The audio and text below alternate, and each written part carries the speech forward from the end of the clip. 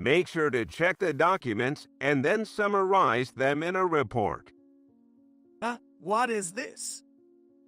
After working for decades, can you even do a simple document check? Really?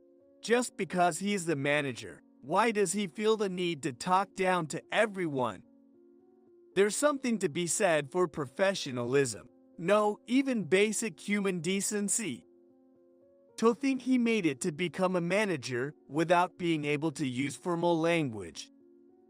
If you've got it, make sure it's done by today. No, as I said before, I have other things I need to do. That doesn't matter.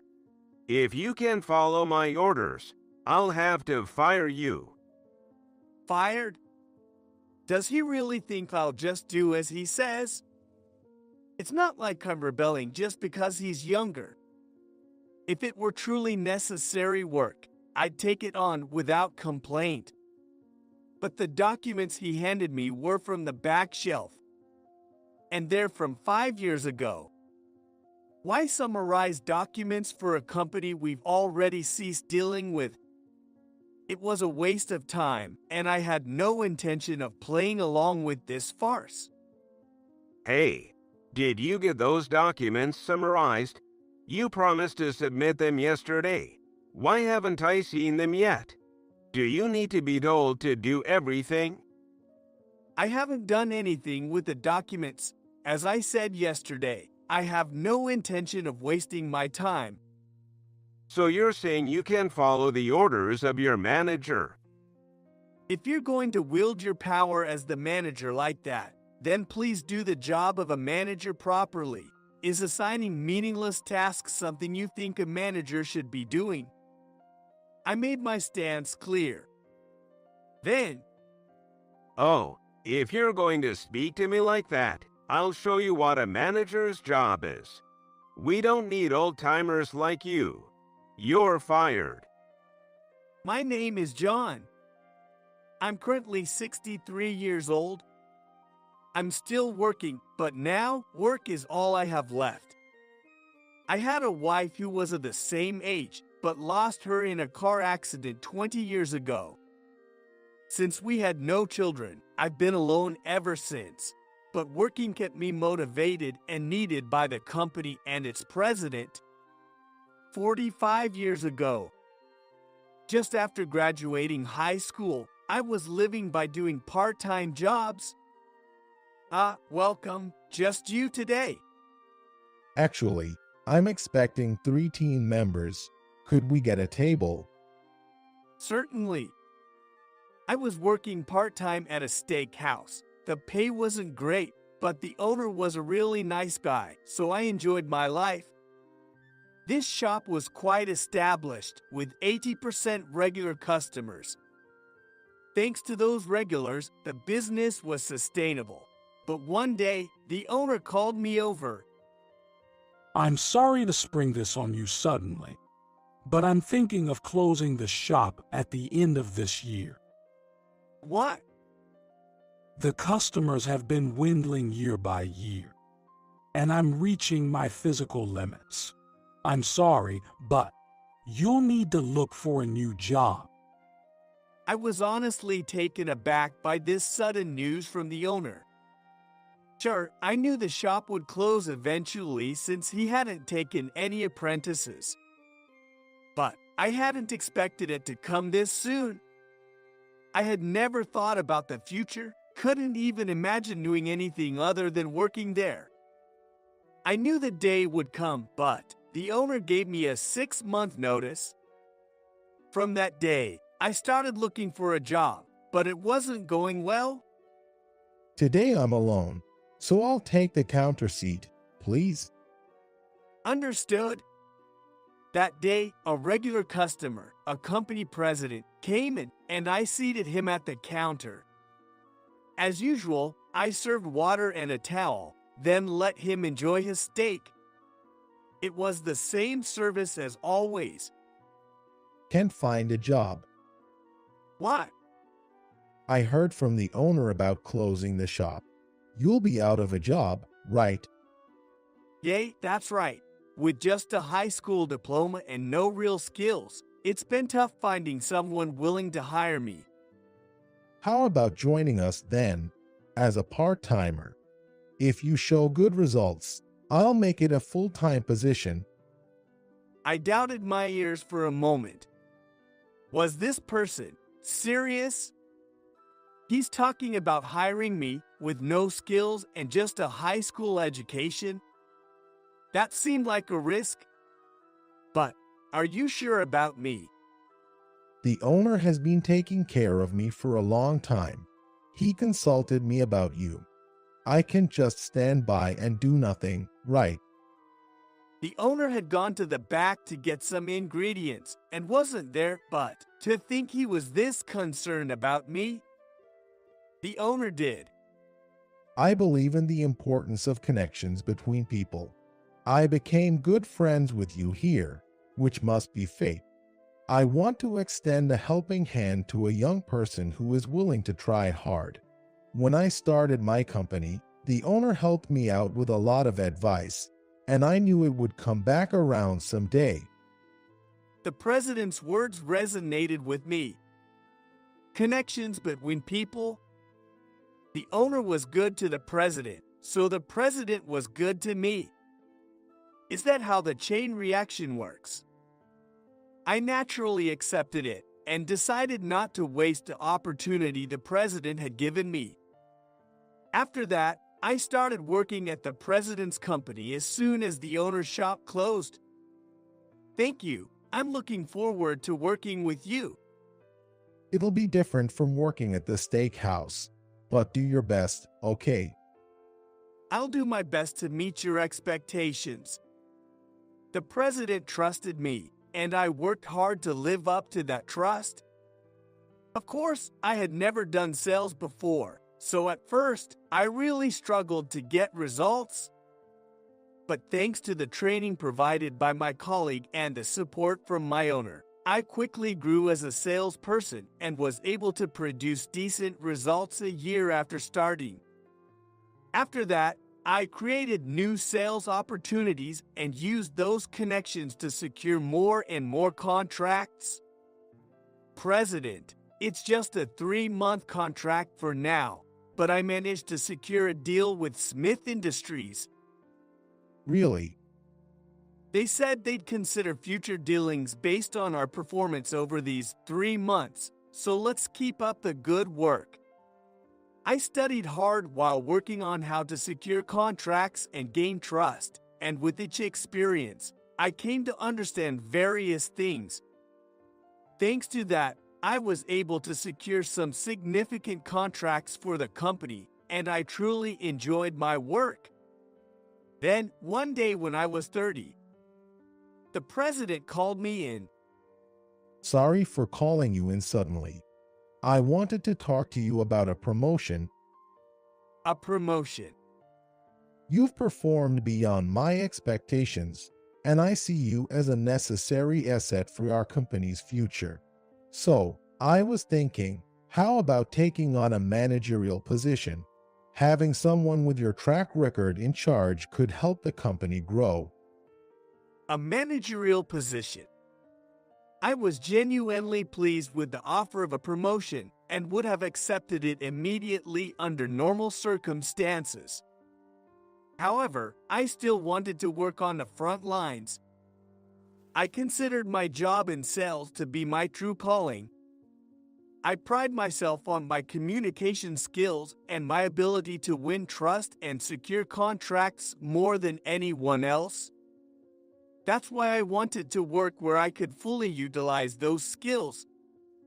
Thank you. Being offered a promotion is truly an honor, but I want to continue working in sales for this company. Also, after observing my colleagues and owners, I don't think I'm cut out for managing people. I see. If that's how you feel, how about a raise instead? Anyway, I'm happy as long as you're willing to work for the company. Let's keep up the good work. Of course. I owed a lot to the president for helping me, and I had always intended to work my hardest for the company. Of course, The fact that he offered me a promotion meant he recognized my efforts. That shows I've made an impact, and I was happy just to have that conversation. And I plan to continue producing results and contributing to the president and the company. After all, I was picked up by the president. I was determined to repay that favor over a lifetime. That was my feeling. And so, I continued to deliver results, and before I knew it, 10, 20, 30 years had passed. In that time, I got married, and 20 years ago, I lost my wife in an accident. Throughout the tough times in my life, I was always helped by those around me, and somehow I managed to keep going without losing sight of my life. Even at this age, some might find me odd, not having been promoted and still working as a regular sales employee, but I enjoyed my work and wanted to repay the favor in my own way. Then one day, I've been appointed as the new manager starting today, so I'm counting on everyone. The overall sales performance has been declining, so I'm here to make some reforms. the previous manager had retired and a new one in his 30s had been brought in. He had worked at a company known to the president, and his capabilities were well regarded. But from day one, he declared significant reforms. First off, there are too many employees in the sales department. We'll be trimming the unnecessary force. Of course, those who haven't been performing are included, but the primary target will be the older employees with no future here, so just be prepared. Our workforce was relatively young, but it's true there were salespeople in their 40s and 50s. Maybe he was referring to me, now in my 60s. I had that thought, but there was no use worrying about every little thing. Besides, I had a major task ahead of me. For that reason, I didn't have the time to seriously listen to this young manager's talk. That's what I thought, but... Hey, what are you doing? What? I'm preparing for the next negotiation. Do you not realize that's pointless? Didn't you listen to what I said earlier? Or is your hearing so bad you didn't hear it? If I stay silent, he just goes on. But getting angry at someone more than 2 decades younger isn't worth it. What I need to focus on isn't getting upset, but producing results through my work. I plan to deliver results on the project I'm working on until retirement. That's what I had decided. I have things to do. Is that all right with you? That's what I'm saying. You don't have any work to do. What job can an old person do? Seriously? Can't you even understand that? Huh? Sure, I'm nearing retirement, but what does he know about me? That's the problem with young people these days. Yet, it's something I don't want to say. That's exactly what an old person would say. Still, I don't want to be criticized by people not understanding what work I do or the achievements I've contributed to this company for things they know nothing about. Don't worry, I won't be a burden. I'll just do my job. This is why I hate stubborn old people. Staying as a regular employee without being promoted until this age speaks for itself, doesn't it? What? You're still a regular employee because you can't do the job, right? So that's the misunderstanding. To someone who knows nothing, I might indeed seem like a regular employee who couldn't get promoted, a useless one at that. It wouldn't be surprising if he thought that way. The company can't fire me even if they wanted to because of lifetime employment. That's probably what he thinks. However, there's probably no one in the company who thinks that way except for this manager. If he understood what kind of work I do, maybe his attitude towards me would change. That's what I thought. However, Well, if you really want to work that badly, I'll give you something to do. Here, check these documents and summarize them in a report. What is this? After decades of work, you can even do a document check. It's not that. Why do I have to do document checking? I thought this kind of work was done by the administrative staff. Are you trying to go against me, the manager? You've got some nerve. Or do you think you're better just because you're older? Really? Just because he's the manager, why does he feel entitled to talk down to me like that? Indeed, hierarchical relationships are necessary. But before that comes professional manners. No, even basic human decency. Can he understand something so simple? It's surprising he made it to become a manager without being able to use even formal language. If you've got it, finish it by today. No, like I said before, I have things I need to do. That doesn't matter. If you can't follow my orders, I'll have to fire you. Fired. Fired? Did he really think I would just comply?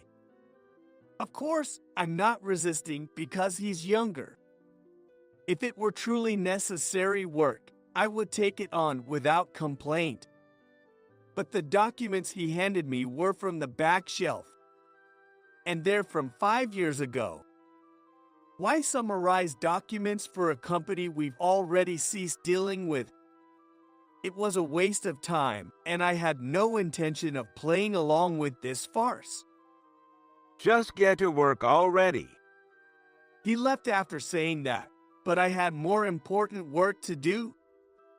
I needed to prepare for negotiations and didn't want to waste time on such trivial matters. Fortunately, my desk is out of the manager's sight, and I spent the day working on my own tasks. The next day, Hey, did you get those documents summarized?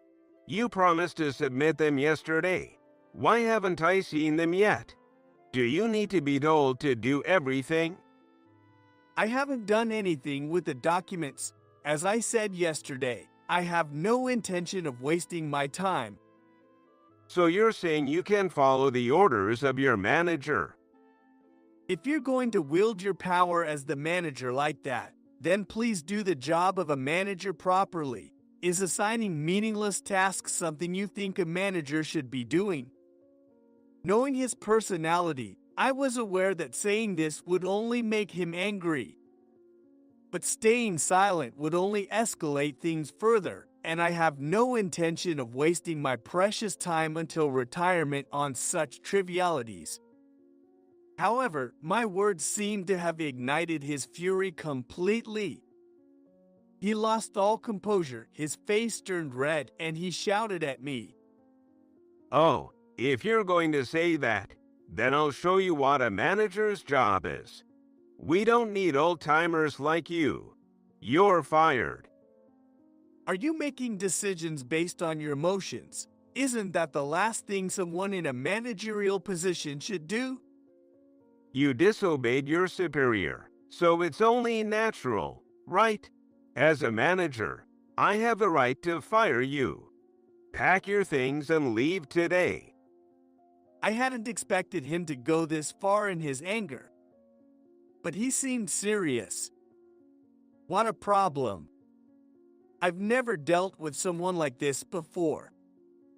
But I understood his personality then. Continuing to argue logically with him was pointless. If you insist, I'll leave immediately. What about the handover? Your work is trivial and unnecessary. No one needs it, so there's nothing to hand over. What are you even talking about? That's my line. What was he talking about? I wish he would stop being so selfish. Was that also an order from the manager? Since he said there was no need for a handover, then I won't do anything. So, you're saying there's no need for a handover? Of course. It's better for us if an old-timer like you disappears quickly. Understood? Since that's what he wanted, I left as he wished. But whatever happens next is not my concern. I was fired by the manager. It's up to him to fill the gap I leave. Understood. In that case, I'll leave the succession and everything else in your hands. With that, I'll take my leave. Leave. Someone like you is better off quietly enjoying retirement at home. I couldn't help but be amazed at the manager looking down on me until the very end. But that's just his character. People like him don't change because you say something. It's a waste of time and effort to even try. So I'll just do as he says. As he put it, I'm just a regular employee. And I got fired for defying the manager. That's all there is to it. However, I wonder if the other employees realize how bad it is for me to be leaving in this manner. Before I could leave the company, I was stopped. Are you really going to leave? I got fired, so I have to. But it seems the new manager will take care of everything, so don't worry. But If you ever have any trouble with work, feel free to reach out to me. You can always contact me. I said this and left, but my colleague looked quite anxious. It's understandable. But my place is no longer at the company. So it can't be helped. I thought of it as an early retirement as I reached home. I need to say goodbye to the president too, but I decided to wait and see. I just couldn't believe that this was the end of it. A week later. Hey, who's handling this $1 billion deal? that would be John. Have you forgotten? You fired him last week because he was old. What? He was in charge of such an important deal. No wonder the performance wasn't improving. It's all because the old folks were covering for each other. Even after I was gone, it seemed the manager had been bad-mouthing me, but I couldn't care less. What he thinks of me doesn't matter anymore. Let him say what he wants. However, I had been waiting quietly for a week. I knew exactly what would happen because I was in charge of that deal. So, what are you going to do? Don't worry, I'll handle it myself. Apparently, the manager went to meet with my former client. There was a scheduled negotiation that day.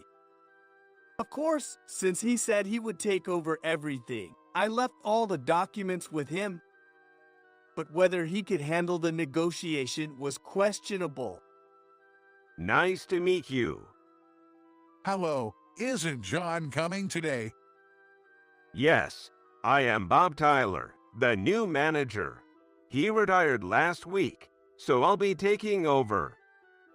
The moment he said that, the faces of our clients tensed. They must have been wondering why I didn't show up. They must have been quite surprised. Naturally, you'd properly say goodbye to your clients before leaving. I had built a strong relationship with them, so they were likely shocked by the lack of communication from me. Hello, Thank you for calling. I'm sorry to call suddenly. I heard you retired. Is that true? The client stepped out and then contacted me. They must have never imagined I would leave my job without any notice. Rather than saying I retired, it's more accurate to say I was fired. Fired? The new manager who's there with you, he decided to start firing older employees. I explained everything the manager had said to me. The client was quite surprised but listened to my story to the end and understood. In this day and age, it's unheard of for someone to be fired in such a manner, so they must have been bewildered. but the fact that they believed me without any doubt shows how much trust I had earned from them. So that's the situation. Understood. We'll start the negotiation now, and I'll get back to you later. I'm truly sorry for ending things this way. It was irresponsible of me, and I apologize. No need to apologize. It's not your fault. But rest assured, we'll make sure he takes full responsibility. The client said this and then hung up. I could somewhat predict what would befall that manager after this, but it seemed things turned out far worse than I had imagined. Could you please leave now? Excuse me. I thought we were here to discuss the renewal of our contract. Is there a problem with the documents? That's why I'm asking you to leave. We had you come today to discuss the renewal, but we have no intention of renewing our contract. Dismissing people unjustly and creating a workplace as you please is a clear abuse of power. We cannot do business with a company that allows such people. The moment the client said this, the manager was at a loss for words. He might not have understood exactly what was happening, but he must have understood the client knew he was abusing his power. The manager must have been struggled then to be confronted with such accusations by a client he thought knew nothing. How did you know about this? And if we don't renew the contract, it will be my responsibility. I imagine the manager was swamped with various anxieties, but this was just the beginning. Given my long-standing relationship with your company's president, I'll ensure your case is thoroughly reviewed. The position of a division head in a large corporation is significant. After all, if the top fails, everything below crumbles. Please wait. What exactly are you talking about? I don't understand. And if we don't renew the contract, I'll be in trouble. Please. We would have considered renewing the contract if someone like you hadn't shown up. But we can't trust you. Business is built on trust. We had trust in the person who was handling our account before, not you. Perhaps if another salesperson had come, we might have considered it, but we can't trust someone who makes unjust dismissals. Hearing the words unjust dismissal repeatedly, the manager must have finally understood his situation. It was revealed that he had unjustly dismissed me. And from the client's words, it was clear how much trust I had garnered and how much I had contributed to the company. And then, he probably understood just how much of a positive impact I could have had on the company if I were still there. Please wait. I never thought you and he had such a relationship. The company's performance was declining. I thought the only option was to downsize the workforce with no future. You tried to reduce expenses for the company's sake, so it wasn't for personal gain or out of emotion, but purely for the company's benefit. Of course, I wouldn't do something like that for personal reasons. That would be an abuse of power. I believe I understand my role as a manager. The manager might have seen this as a way out of the dire situation. From the brink of hell, a fragile thread dangled down. That's the situation, I believe. He was determined to cling to that thread and escape hell at all costs. With that mindset, the manager frantically continued making excuses, unaware that those very excuses were tightening the noose around his own neck. So, let me ask you one question. Who do you think is the least necessary person for the company in the current situation? The least necessary person? That would be those who haven't produced results, I guess. Not producing results doesn't mean there's no potential. New employees can't produce results immediately, and nurturing them is the job of the company and management. A wrong answer could sever the thread to escape from hell. The manager scrambled to find the answer the client wanted. But there is no way the manager can answer such a question. Cutting the upper management's salaries. Would that be the best answer? A business is about money, and those who work primarily for money won't put in their best effort without compensation, especially not the upper management whose responsibilities and workload only increase. Then, It's not about those who don't produce results, but about eliminating negative elements like you. Removing the negatives naturally improves the company. Don't you think so? That's what you said and thought you did, right? Removing the least necessary people is truly the best approach. Confronted by the client's words, the manager was shocked. He hadn't expected to be criticized like this. Promoted to become a manager at a young age, he must have felt quite pleased with himself. But merely stepping on others doesn't make one a competent manager. I continued working in sales until this age precisely because I was trusted with the company's most significant deals. Though I say it was entrusted to me, I was the one who got the deal sealed. Someone who fires someone else just for being old, without understanding the value of experience, isn't fit to be a manager. Being unfit for the role means getting paid as a manager is a waste. New employees or those with lesser skills aren't expected to carry such heavy responsibilities.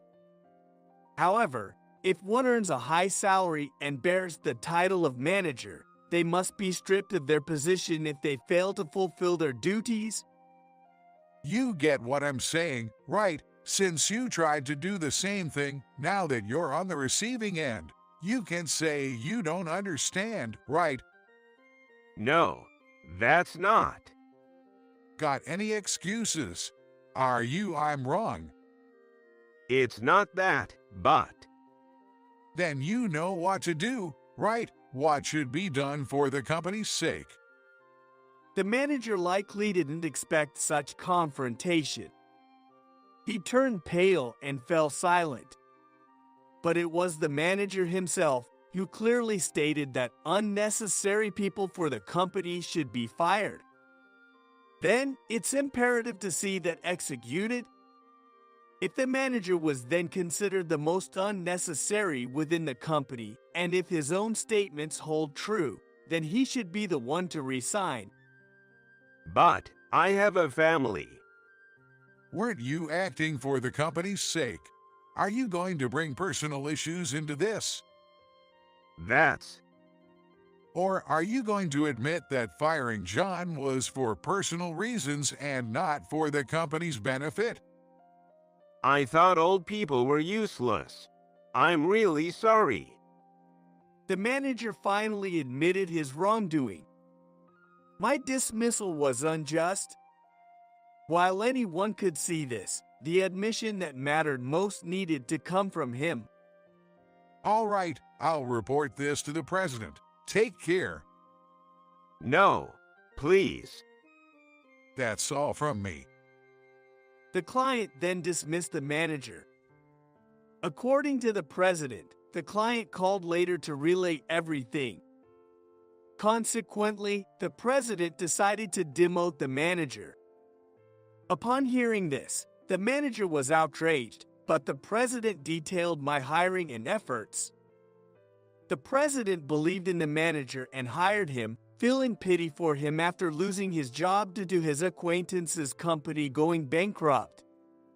The president had given the manager a chance out of sympathy, seeing a bit of me in him. However, focused only on results, the manager faced demotion due to his anger. It was his own doing. It couldn't be helped. I appreciated the president's opportunity and worked hard to repay that kindness. The manager took his position for granted. By then, the outcome was already decided. Later, the president contacted me, and I was able to return to the company. busy since my return. I've committed to fulfilling my duties.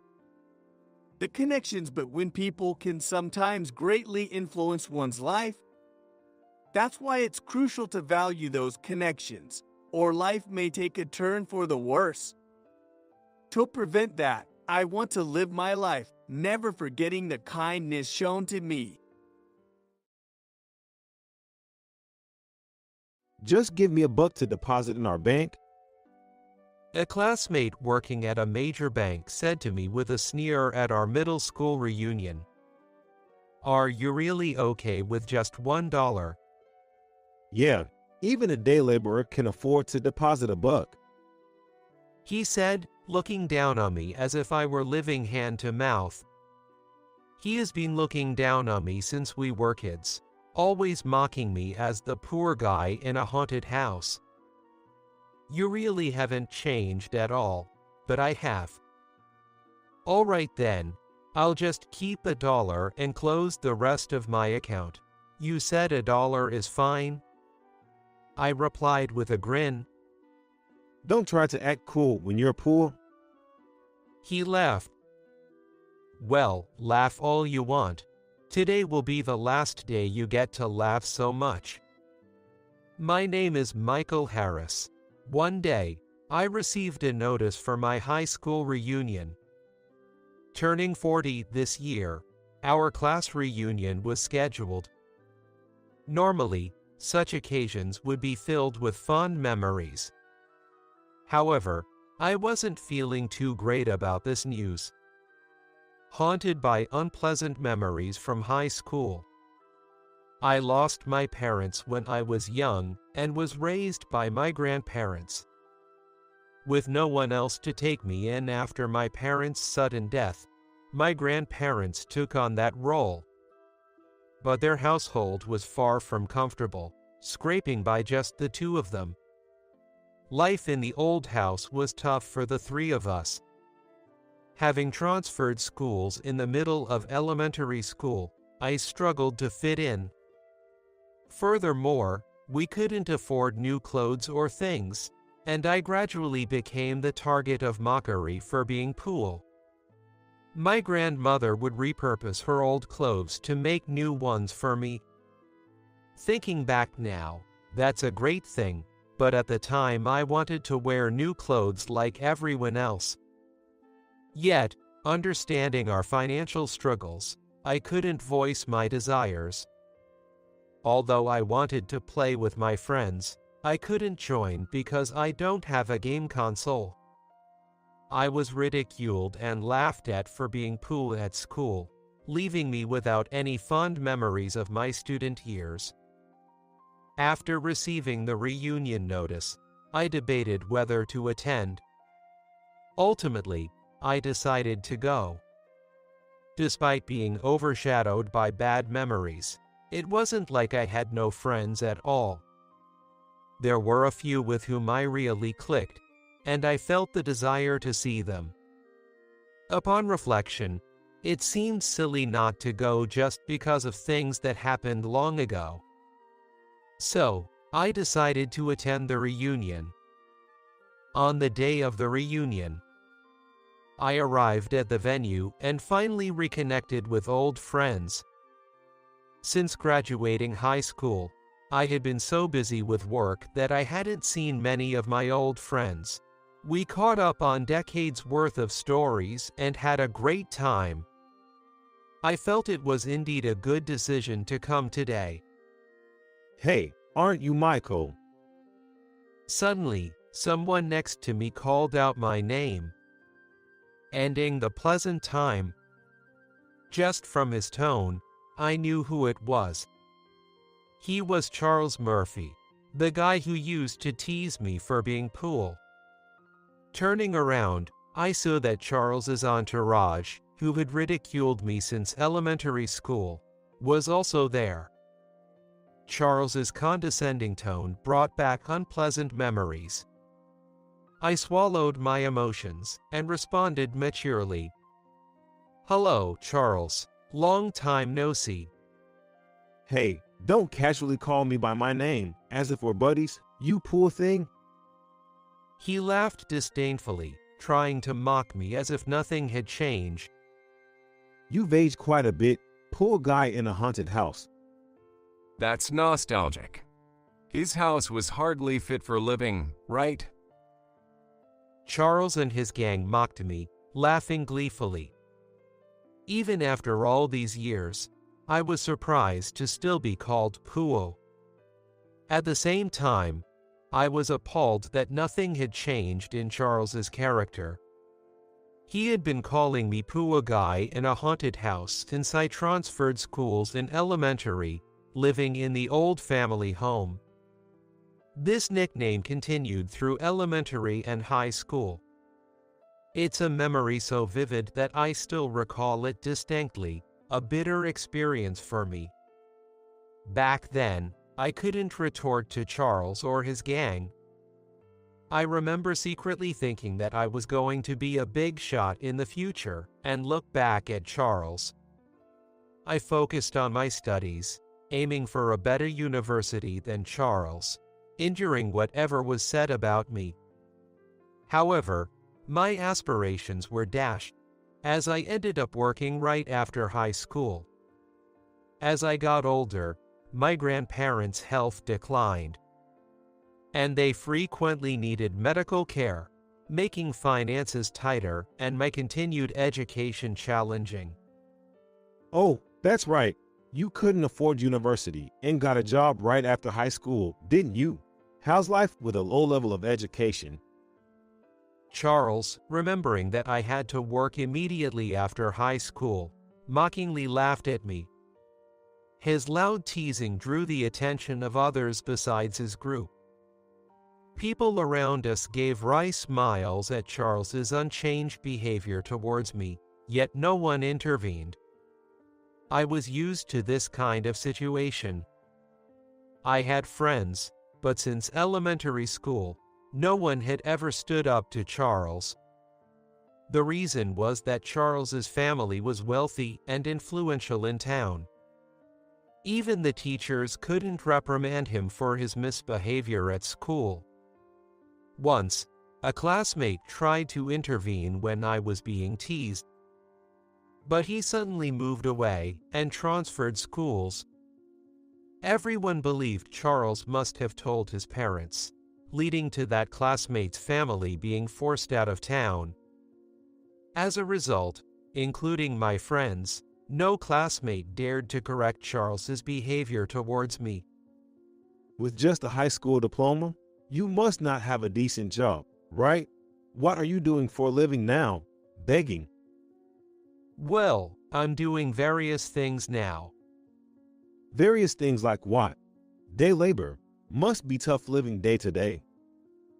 When I responded to his question, Charles laughed dismissively. I felt uncomfortable, but knew arguing wouldn't help, so I stayed silent. Let him think what he wants, I thought, as I looked at Charles with resignation. Then Charles started bragging about himself. Must be hard being lowly educated. Well, I went to a famous university, which paid off.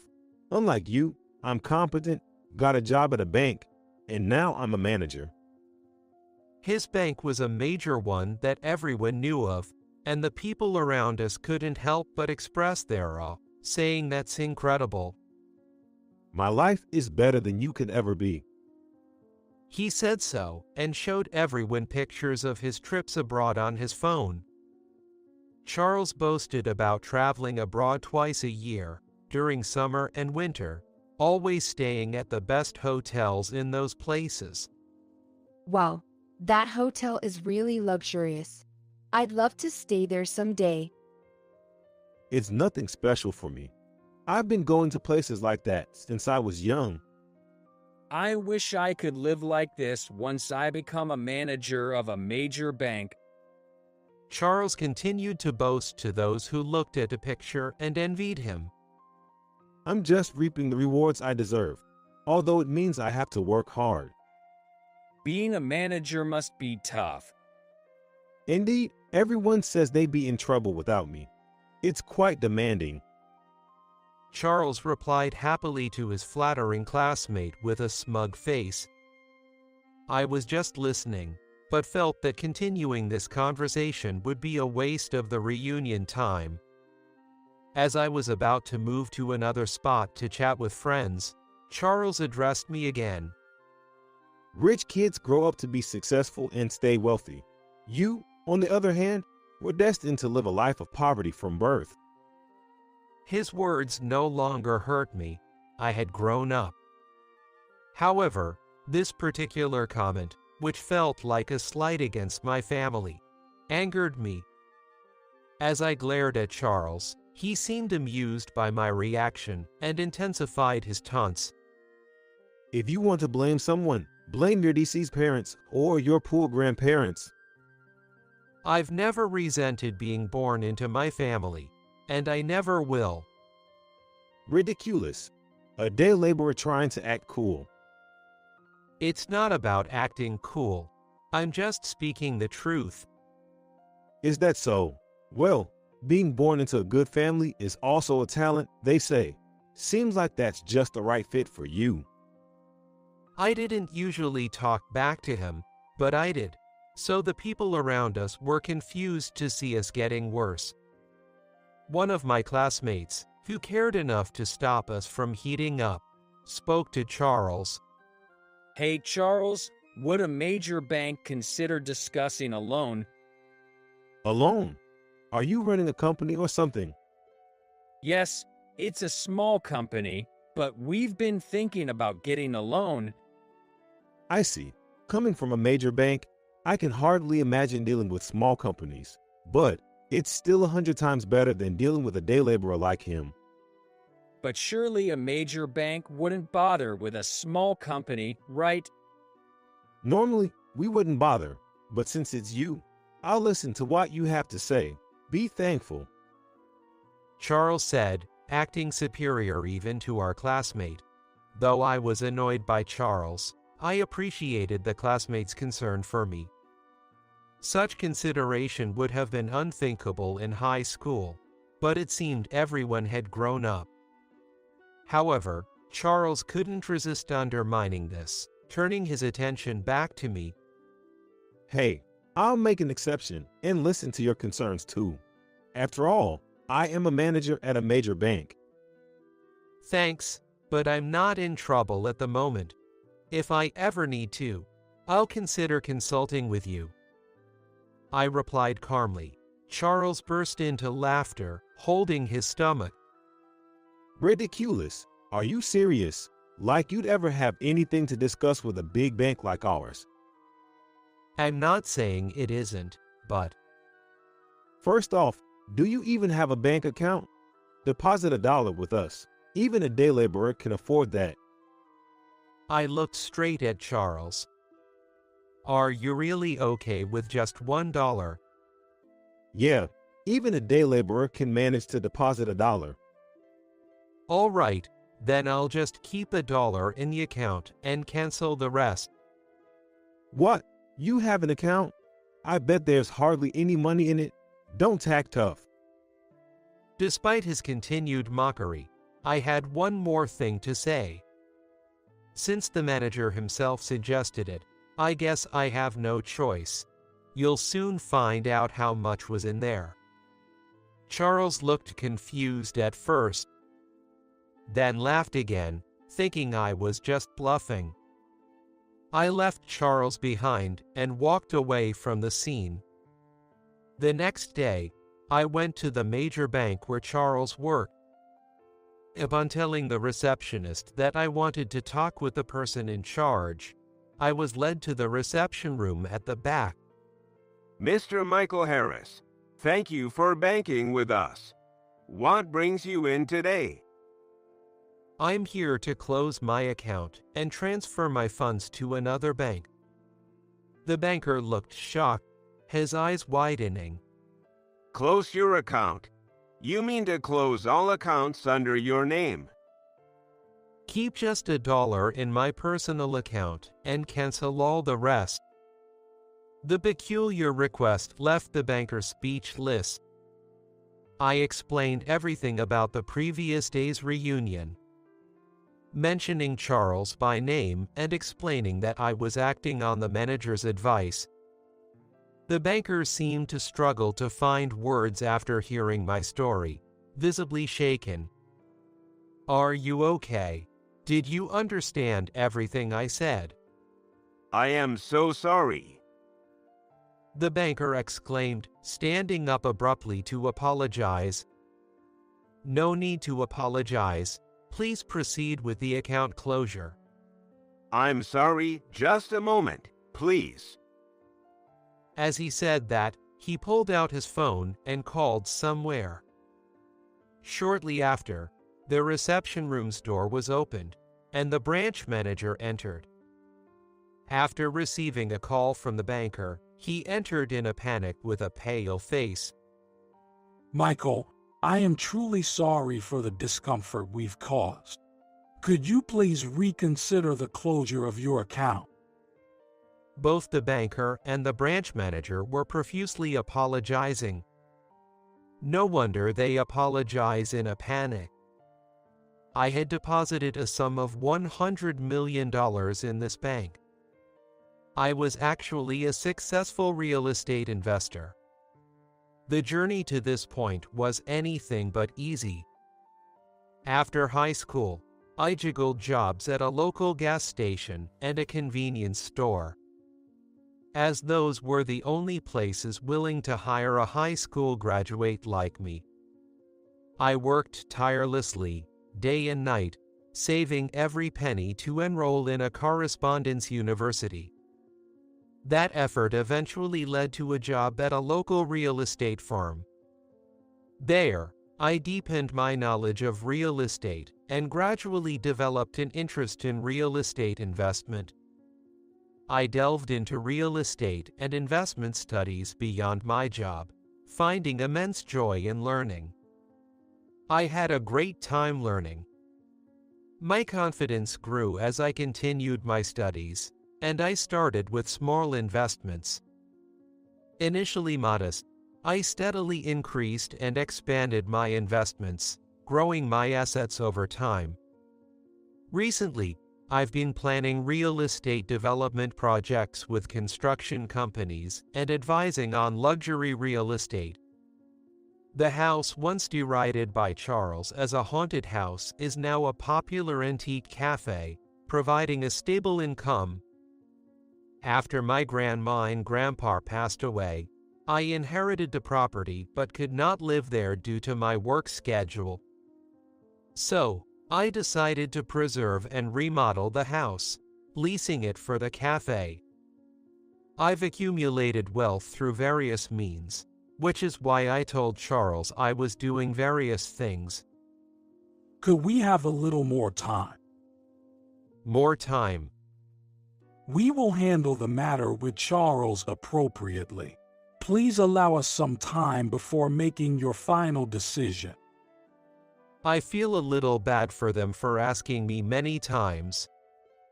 I don't want them in trouble. I regretted that I had been a little childish. I agreed to a one-week period proposed by the branch manager and the banker, delaying the account closure. They seemed relieved. Charles has had various issues. We will conduct a thorough investigation and respond accordingly. The branch manager didn't tell me any more about him, but I contacted someone. I had a good friend who worked at this big bank. When I told him about this, my friend told me about Charles's reputation. Charles was known for his domineering attitude towards junior employees and had multiple customer complaints. Rumors suggested he accepted personal payments under the guise of facilitating loans.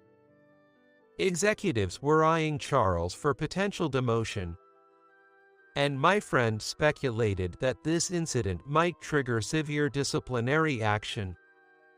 A week later, I returned to the bank, meeting with the branch manager, the banker, and now a corporate executive, all of whom apologized profusely.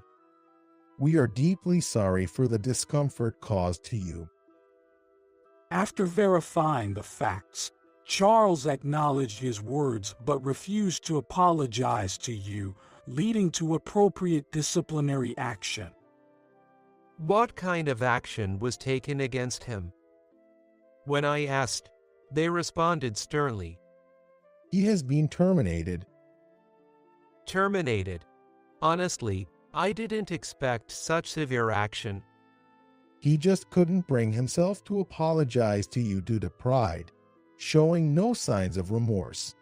We couldn't justify keeping someone like him, who failed to meet his managerial duties and made customers feel this way.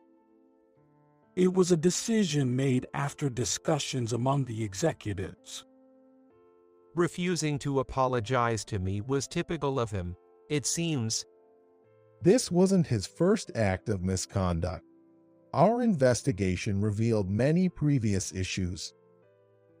Hearing this, I remembered what my friend had told me. The executive's expressions suggested this was an inevitable decision due to the accumulation of various issues. The executives did not tell me the details, but when I asked my friend about it later, I found out that it was true. I was told that everyone was grateful to me because there were so many people in trouble with Charles's attitude. Grateful for the bank's firm stance against him and the sincere apologies, I decided not to close my account. We look forward to your continued business with us. I left the bank, escorted out by the three of them. Hey, you jerk. Suddenly, I was berated. Charles was waiting outside. Somehow, he had found out I would be there today. It's your fault I got fired. Charles was trembling with rage, glaring at me with unprecedented intensity. He was glaring at me with the sharpest eyes I had ever seen. He probably never thought he'd be brought down by someone he considered so beneath him. I didn't ask for you to be fired. I just wanted to close my account except for $1, as you suggested. Getting cocky? You've ruined my life. It's all your responsibility. Despite everything you said and did to me, I never blamed you. Shut up. People like you who climb up from poverty always play dirty. Defending his bruised ego, he lashed out at me. I was astounded by his unrepentant nature. Stop belittling others. It would be better for you to drop your pride and learn some decency. I tried to reason with him as a former classmate. However, Charles didn't listen to my words at all and attacked me furiously. In that moment, bankers and security detained him, preventing any harm to me. Still uncontrolled, Charles was eventually taken away by the police. I later learned from classmates that he was disowned by his family and divorced by his wife after the police incident. It's not surprising, given his termination and subsequent behavior. He then disappeared. While I never wanted revenge, I couldn't sympathize with his downfall. Reflecting on my journey, I felt glad for persevering without blaming others. Soon, I plan to go on an overseas trip with my family, living happily with my wife and children. I sometimes mourn the absence of my parents and grandparents, but am grateful for my upbringing. Despite a better life now, I vow not to become complacent like Charles, remaining thankful for what I have. As I was about to leave the restroom, my co-worker, Leonard, rushed in a panic. Steven, I've been looking for you. Our new CEO, Mr. Bailey, is doing a terrible thing. Please come quickly. Upon Leonard's urging, I returned to the venue, only to find my belongings discarded in the hallway. What on earth is going on? As I stood there bewildered, Mr. Bailey appeared in the hallway holding the rest of my belongings. He threw them down and smirked at me. My CEO inauguration party is about to begin. A high school graduate like you is out of place. Just leave now. You don't have a seat anymore. Something inside me snapped at Mr. Bailey's words. Not even anger bubbled up within me. Just a sense of resignation and disdain toward him. The rest of the employees watched silently, observing the situation unfold. I surveyed them slowly. My name is Stephen Cleveland. I'm in my 40s, but I do all the things I love, and I don't have a child or even a marriage partner. People around me often say, "Isn't it time you settled down and started a family?" But I'm content with my current lifestyle and see no need to change myself. I've been interested in matching apps before, but I stopped signing up when I saw a section where I filled out my education. I haven't even attended university. That decision led to my parents cutting ties with me, telling me, "If you won't listen to us, then go live on your own." Others around me constantly mocked me, saying things like, "What's the point if you don't even go to university? Or since you're not that smart, I wonder if you understand things on the first try?" That's why I don't hold any grudges against those people from back then, and, if anything, I'm grateful, because it's those challenges that fueled my hustle mentality. It is true that many people in the world are only concerned about their educational background. At the apparel company where I currently work as a regular employee, Mr. Bailey, who values educational backgrounds, is taking over as the new CEO. I will officially assume the role of CEO at the upcoming CEO inauguration party. I'm Bailey. Thank you in advance for your support. We warmly applauded Mr. Bailey's speech. Mr. Bailey didn't originally work for this company. He used to work at an advertising agency. However, due to Mr. Irvin Black, the current CEO, wanting to focus on the business he's currently involved in, he headhunted Mr. Bailey as the new CEO. Irvin and I go way back, and he consulted me about this matter a while ago. Considering selecting Stephen as the new CEO is an option, but you've got your own thoughts on this, right? I'm thinking of bringing someone in from outside to incorporate their expertise from other companies. What do you think? Although Irvin was the one who founded and became the CEO of this company, I was actually one of the founding members. So, when it came to deciding on the new CEO, it seems he wanted to consult with me. I've never felt Irvine's decisions were wrong. And after all, he's the current CEO. You know Irvine's never been wrong before. Right. You're the CEO, so be confident. When I said that, Irvin replied, "That's what I thought," and let out a deep breath. Of course, I didn't expect any objections, but without you, this company wouldn't have grown to where it is now. Even the reason I became the CEO. You promised not to say that, right? Okay, let's end this conversation here. I cut Irvin off and gave his shoulder a pat. Irvin, you shouldn't have the luxury of worrying about this company now, right? Focus on yourself for now. We'll take care of things here. Although Irvin is preparing to venture into the restaurant industry, which he has never dealt with before, he may feel guilty about me working here without a position, even though I've been involved since the beginning.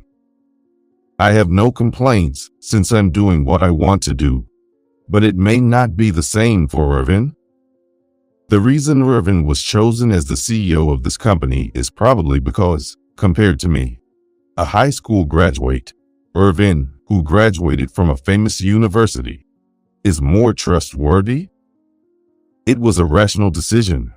And even if I were to go back to that time, I would make the same choice again. Because of the hardships I faced due to my educational background, I strongly believe in this. So, when Mr. Bailey, who I greeted earlier, suddenly made a sarcastic remark while flipping through documents, I didn't feel surprised, but rather nostalgic. Stephen Cleveland. His education is terrible. Hey, where is he? The documents in Mr. Bailey's hands must contain data, such as resumes with personal information of employees. He must have been curious about my background when he saw it. Yes, I'm Stephen. Nice to meet you. When I responded to the summons and greeted him, Mr. Bailey continued, ignoring my words. As the CEO, I want to make this company bigger. If there's even a slight drop in performance, someone like you will be the first to be let go. Remember that. I knew exactly what criteria he was using, of course. But I didn't want to leave it vague, so I deliberately asked Mr. Bailey, "What do you mean by that? Could you please explain in detail?" Mr. Bailey chuckled and explained in a mocking tone. Geez, you really don't get it, do you? We don't need high school grads because they're slow at work. Maybe you've been able to get by in this cushy environment, but that won't fly from now on. As expected, Mr. Bailey was someone who evaluated people based on their educational backgrounds. And regardless of past achievements, he would likely judge people based on which they went to university. In a sense, it might be fair and easier for the evaluator. However, I just don't think it's the right way. If education and job performance are related, there is no need for a job in HR. It is necessary for HR and executive positions to recognize qualities that cannot be found in resumes and educational backgrounds. As I pondered this, Leonard, who had recently joined the company, stood up. I'm Leonard. I don't understand. Stephen has been. While I silenced Leonard with a nudge of my elbow, I admired Leonard's fearless attitude of expressing his opinion to his superiors, despite being young. He has some rough communication, but Leonard is more enthusiastic about his work than anyone else. No matter how hard I asked him to do it, he was trying to meet it, understand its true intent, and do it. Youngsters with such passion for their work are rare these days. Because he was such a man, he could have said to the new CEO that he felt uncomfortable. But as for Mr. Bailey, he murmured Leonard and continued flipping through the documents without listening at all. Then, with a satisfied nod, he muttered, "Found it." It seems he found documents related to Leonard. Leonard, you really don't need to worry about a thing. You graduated from a prestigious private university, and you even went to graduate school to study business administration. You should be in our company. I'm not saying studying at university is completely meaningless, but it's hardly applicable in the real world. Most of what I know, I learned on the job. It was Stephen who taught me. Enough already, I whispered to the side, but Mr. Bailey, impressed by Leonard's unwavering rebuttal, commented, In this day and age, among many young people lacking motivation, you're truly a promising young man. Furthermore, seeking to learn even from incompetence is the most excellent evidence. So, without any worries, just keep doing what you've been doing. I don't want to talk about that, Leonard voiced out. But whether his words reached Mr. Bailey or not, he cleared his throat and proceeded to conclude the greeting. Well then, I'll excuse myself for now. I'd like to see the workplace before taking office, so I'll come back later. With that, Mr. Bailey left the floor.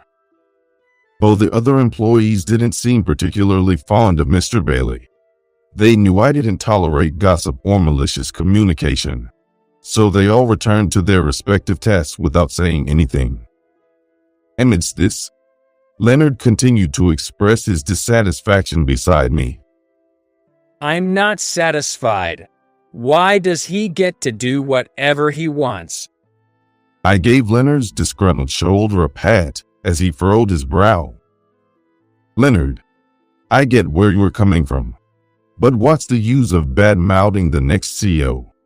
Do you think that's going to have a positive impact on those around you?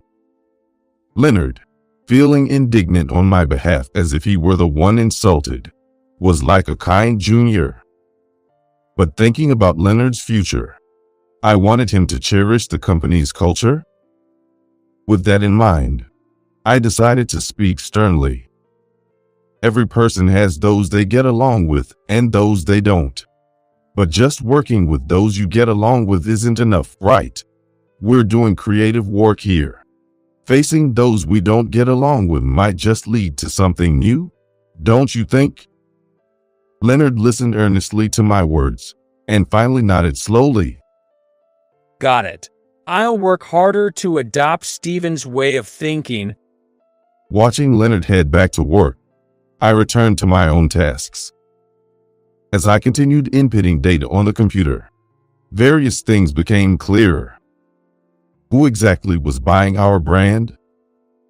What site are we accessing? How many repeat visitors do we have?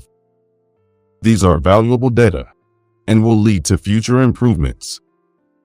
As I concentrated on the screen, I felt someone standing behind me. When I turned around, Mr. Bailey was standing behind me. Taking it easy on the job, huh?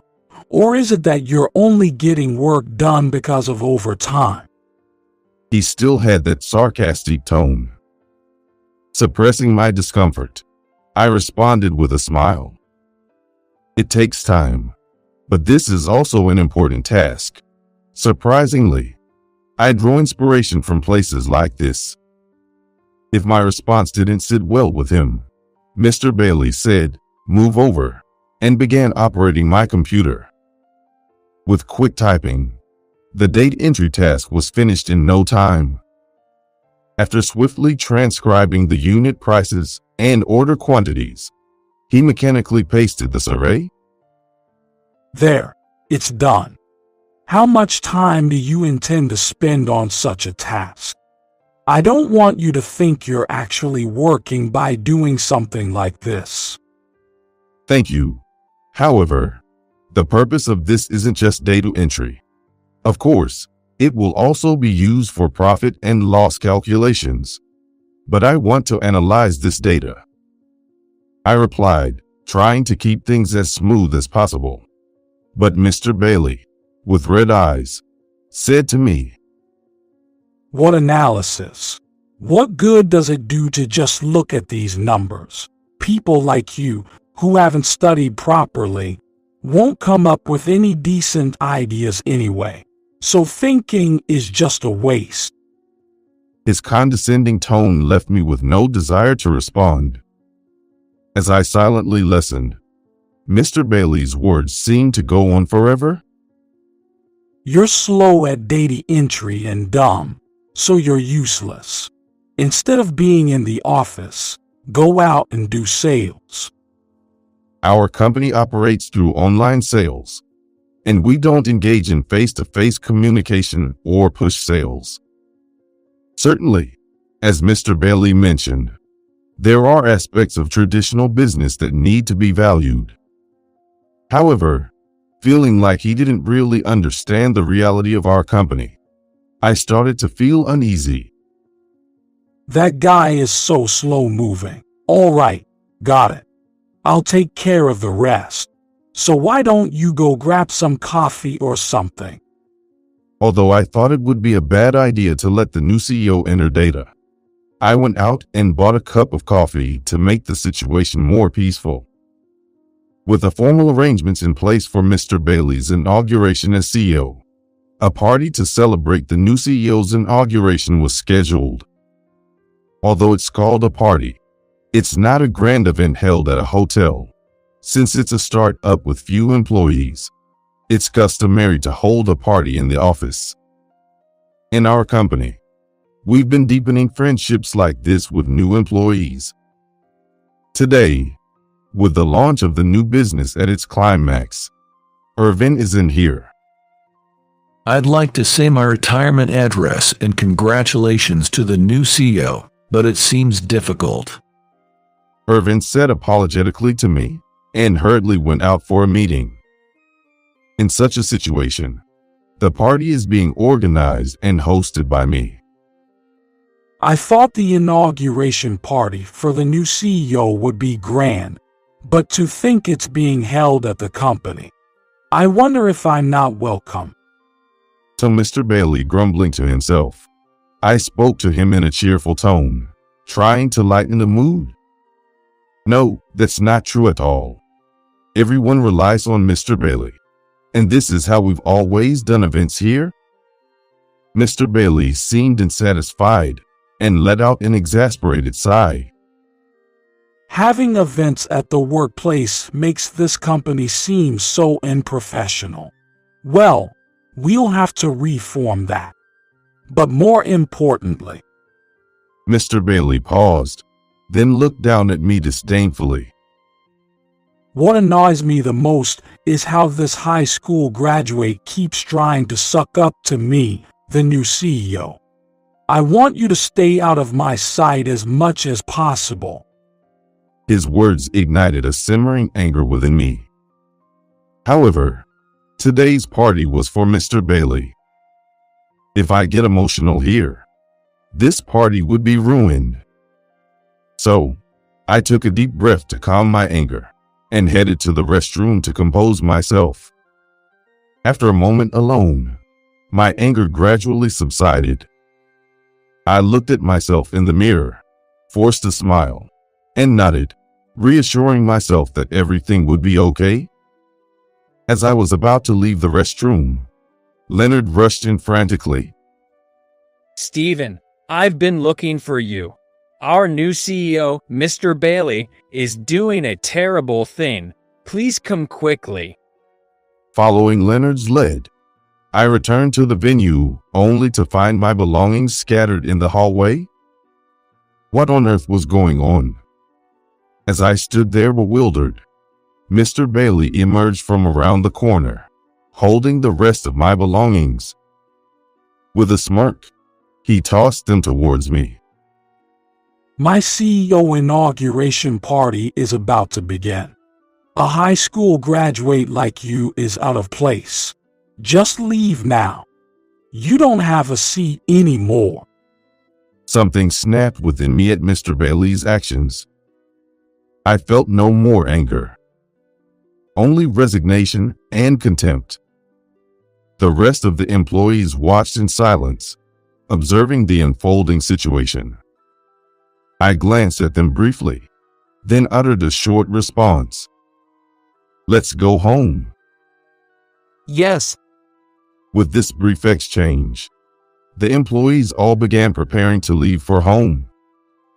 Leonard, in particular, took an envelope from his pocket and handed it to Mr. Bailey with both hands, containing his resignation letter. Congratulations on becoming the new CEO. I can't work under your leadership, so please accept this. Witnessing Leonard's actions, the other employees followed suit, expressing their intentions to resign one after another. It seemed that not only Leonard, but all the employees harbored a desire not to work under Mr. Bailey. However, oblivious to this sentiment, Mr. Bailey exclaimed in surprise, Well, aren't you guys a bunch who love surprises? But isn't this joke taking it a bit too far? No, from the first time I met you, I felt nothing but disgust. Stephen was the only one defending you. Mr. Bailey's eyes widened at Leonard's words, That high school grad was defending me. I see. So all of you got manipulated by him. Fools like him only know how to cheat since they can't survive otherwise. Don't let yourselves be fooled. Despite Mr. Bailey's call, none of the employees responded, quietly continuing their cleanup desks. As Mr. Bailey paled gradually, Leonard advised him with a calm tone. True, Stephen may not have a high education, but we don't care about that at all. In fact, we admire Stephen's skills. But even so, Leonard expressed his quiet anger. Leonard was always straightforward, but I had never seen him this angry before. You see people only through the lens of education. Your methods are outdated, and with this attitude, the company will fail soon. It's better to stick with Stephen. Even the employees who had been ignoring Mr. Bailey's words nodded in agreement with Leonard's statement. I never said I was quitting, though I thought that it was too late to turn back now. Facing Mr. Bailey, I made my declaration. This company was founded by me and the former CEO, Irvin Black. While it's regrettable to leave, there are other employees to consider. I'll start anew and build another brand from scratch. As I bowed my head, Mr. Bailey couldn't hide his surprise, seemingly hearing about the company's history for the first time. You founded the company. That's impossible. Not only did he found the company, but he's also the one who developed our software, created products as a creator, and conducted customer analysis. Most of it was done by Stephen. Leonard proudly stated, then turned to me with the packed belongings. Stephen, let's go. Let me join you in starting up this time. I don't care about my salary until the new business takes off. Wait, let's talk this through again. As Mr. Bailey rushed towards us, the office door swung open just in time. I made it somehow. It would be bad not to greet properly, so I hurried back. He was probably in a big hurry for the new CEO's inauguration party. Irvin, speaking while catching his breath, looked puzzled by the unusual atmosphere. What on earth happened? Some people are already getting ready to leave. Irvin, we're leaving today. I said to Irvin, who seemed unable to keep up with what was happening, while Leonard nudged me from behind. I'll fill you in on the details later. For now, please talk to Mr. Bailey. As Leonard cheerfully announced, everyone's leaving. All the employees left the company, leaving Irvin and Mr. Bailey behind. That night, Irvin and I met up at a bar. Unable to decline Leonard's insistence on joining us, the three of us sat facing each other with beer steins in hand. I mean, I said to leave the party to you, so how did things end up like this? Well, I guess it's partly my fault for leaving it all to you. I'm really sorry. It was my fault for getting emotional. The unprecedented inauguration party for the new CEO was, of course, canceled. In the end, Irvin couldn't get any answers from Mr. Bailey about what had happened, so Leonard and I explained the situation in detail. Learning that Mr. Bailey had threatened to fire me based on my education and had insulted high school graduates as incompetent, Irvin was speechless. If he becomes CEO, no one will be able to follow him. So, what will happen to our company from now on? Upon Leonard's inquiry, Irvin appeared to have a troubled expression. Once I appoint someone as the CEO, it's not easy to remove them. If he were to resign, we'd have to go through the proper procedures. That's how organizations work. I might have skipped a few steps by acting too hastily. I see. Leonard said with a sunken face. Seeing Leonard like that, Irvin apologized to us. Mr. Bailey's behavior is inexcusable, and you guys were getting emotional. But ultimately, the responsibility lies with me, and I apologize for making you uncomfortable. Seeing Irvin not raising his head, Leonard hurriedly spoke. But you were busy, and you hired someone with a proven track record from another company. No, it's definitely my fault, and I was busy with other businesses, not this one. This won't do. Interrupting Leonard's words, Irvin offered an explanation. And then, he proceeded to discuss the future. In any case, things can't continue like this.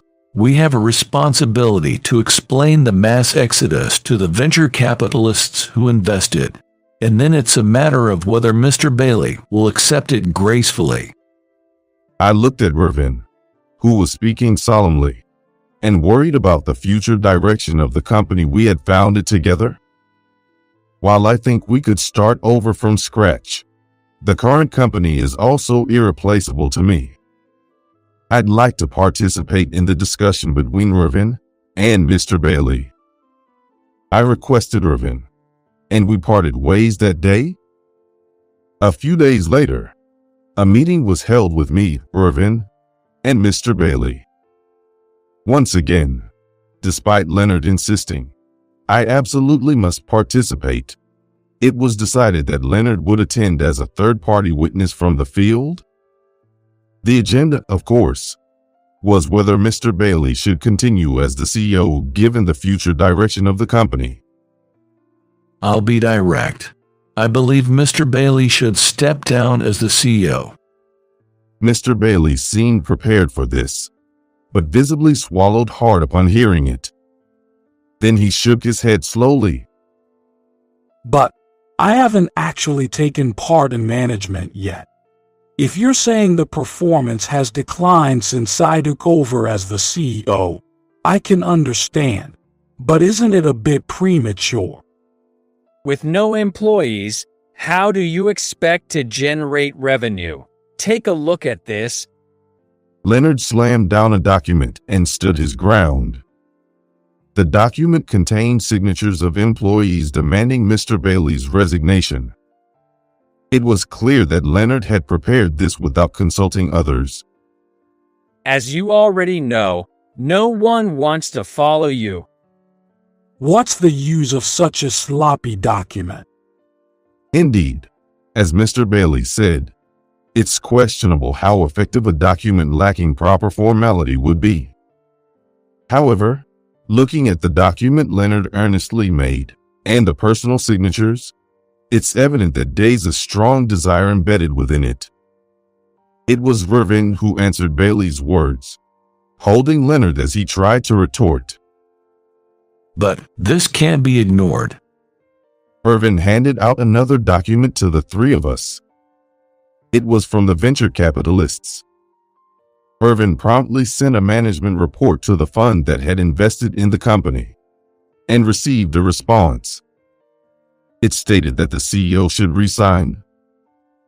Just because you're the CEO doesn't mean you can make decisions on your own, right? Especially since they've invested in us. If we don't listen, they could withdraw their funding. What are we going to do? Even if asked what to do, the answer was already clear. Mr. Bailey slumped down, looking dejected, and left the room. Mr. Bailey resigned as the CEO, and Irvin resumed the position. Mr. Bailey would likely have a severance package from his previous company, and he was nearing the age where he would start receiving a pension. While his ambition to remain as the CEO could be sensed here and there, it's doubtful he has what it takes. I don't think he'll have trouble making ends meet, so all I can do is hope he spends his retirement leisurely or starts something new by launching his own business. Are you sure you're okay? It's not worth overworking yourself to the point of breaking down, you know. When I expressed my concern to Irvin, He shook his head.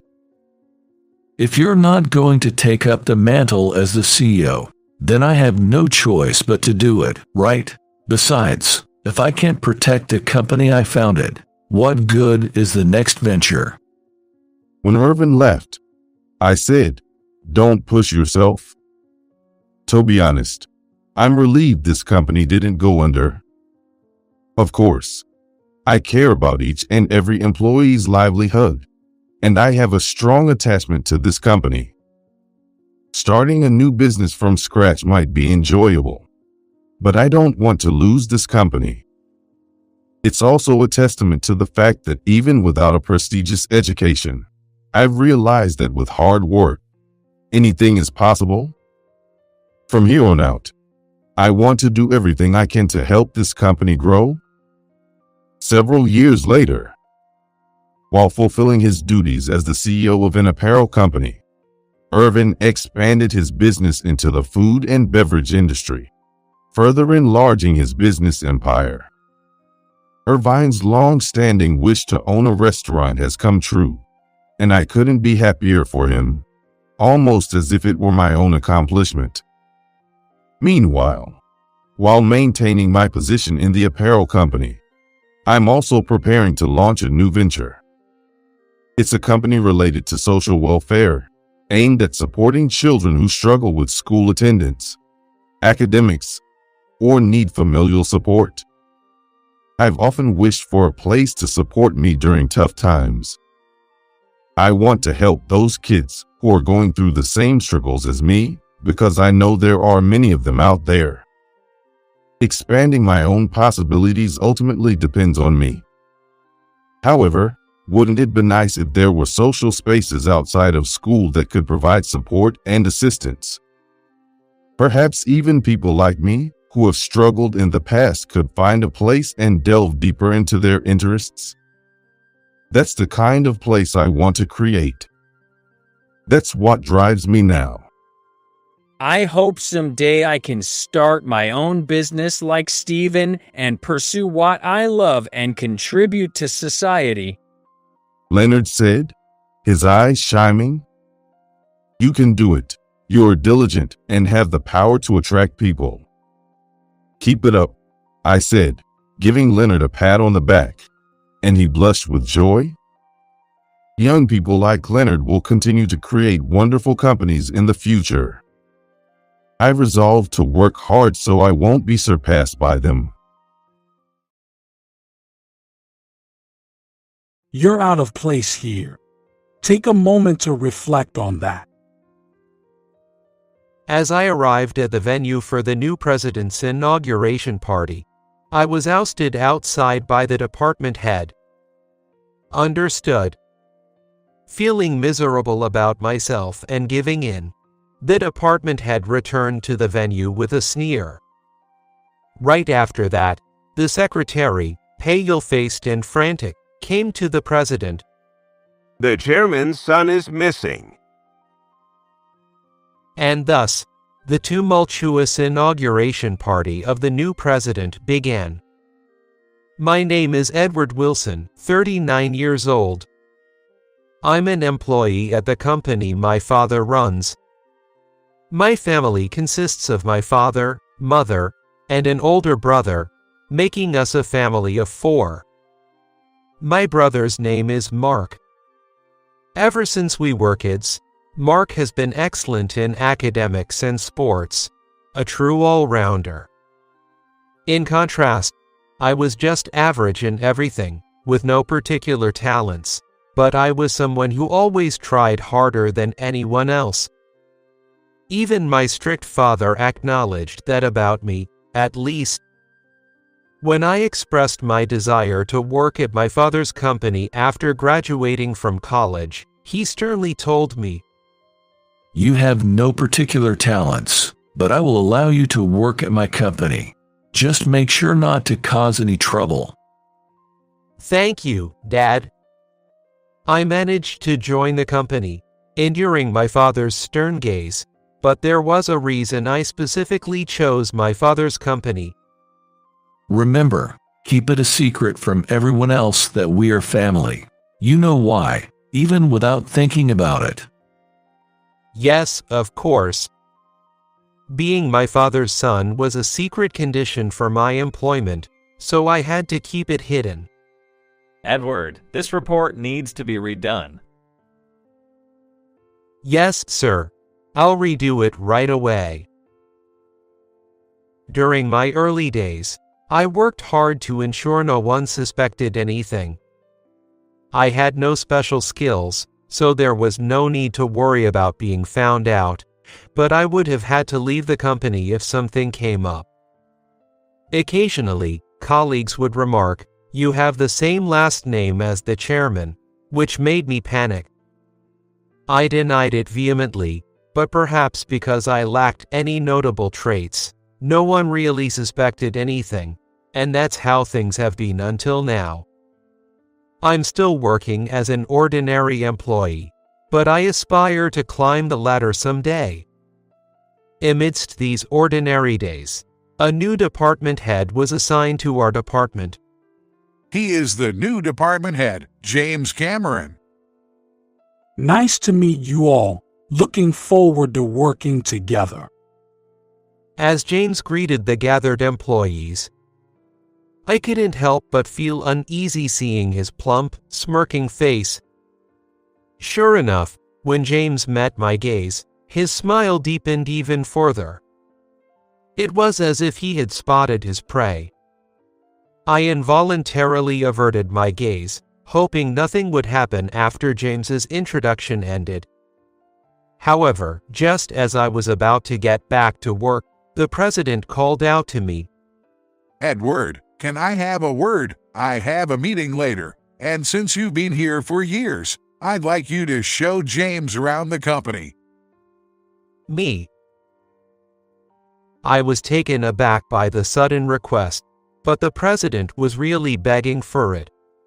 "I know you're busy with your own work, but please, I'm counting on you." After being pressed like that, I finally gave in, thinking showing him around wouldn't be too hard. "All right." "Can you do it? Then I'll head to the meeting." The president left briskly, almost as if pushing the responsibility onto me. I had wanted to avoid James as he seemed intimidating, but it wasn't so easy to get away.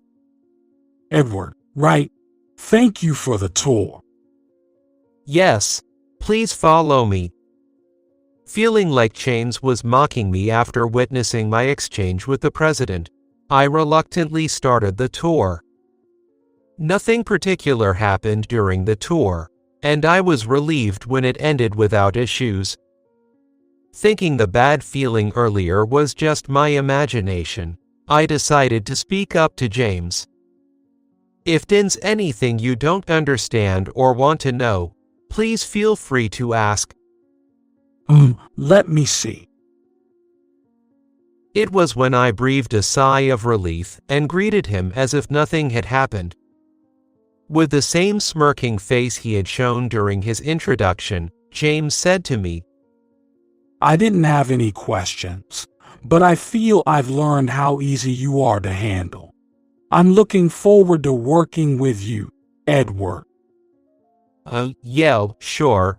Looking forward to working with you too, James. It was an unsettling feeling, as if a chill ran down my spine.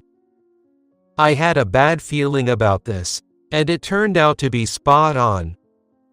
Edward, I have something here I don't understand. Can you help me out? Could you get me a cup of coffee, ASAP? Sometimes he would call me over to explain something he didn't understand about the documents, and at other times he would rush me to prepare his coffee. James made a habit of bossing me around. I'm so tired. The frequency was such that people in the office began whispering that I was James's gopher. I could have said no, but he was the boss, and he could overpower me with his authority.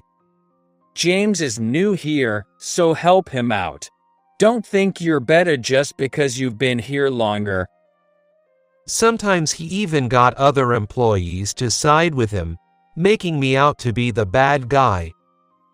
I wanted to say that's not true, but when I remembered he was the new boss, I couldn't find the words to fight back. Life had been ordinary until James joined, but everything changed drastically after his arrival. While it's fine that only a few employees defend James, I find myself unable to focus on the tasks at hand day after day. Then one day, it was announced that a new president's inauguration party would be held. Everyone was assigned a role in preparing the venue, and I was tasked with placing name cards on the tables with James. This seems like something Edward could handle alone, right? Right. I can handle it myself, so please leave the place card preparation to me.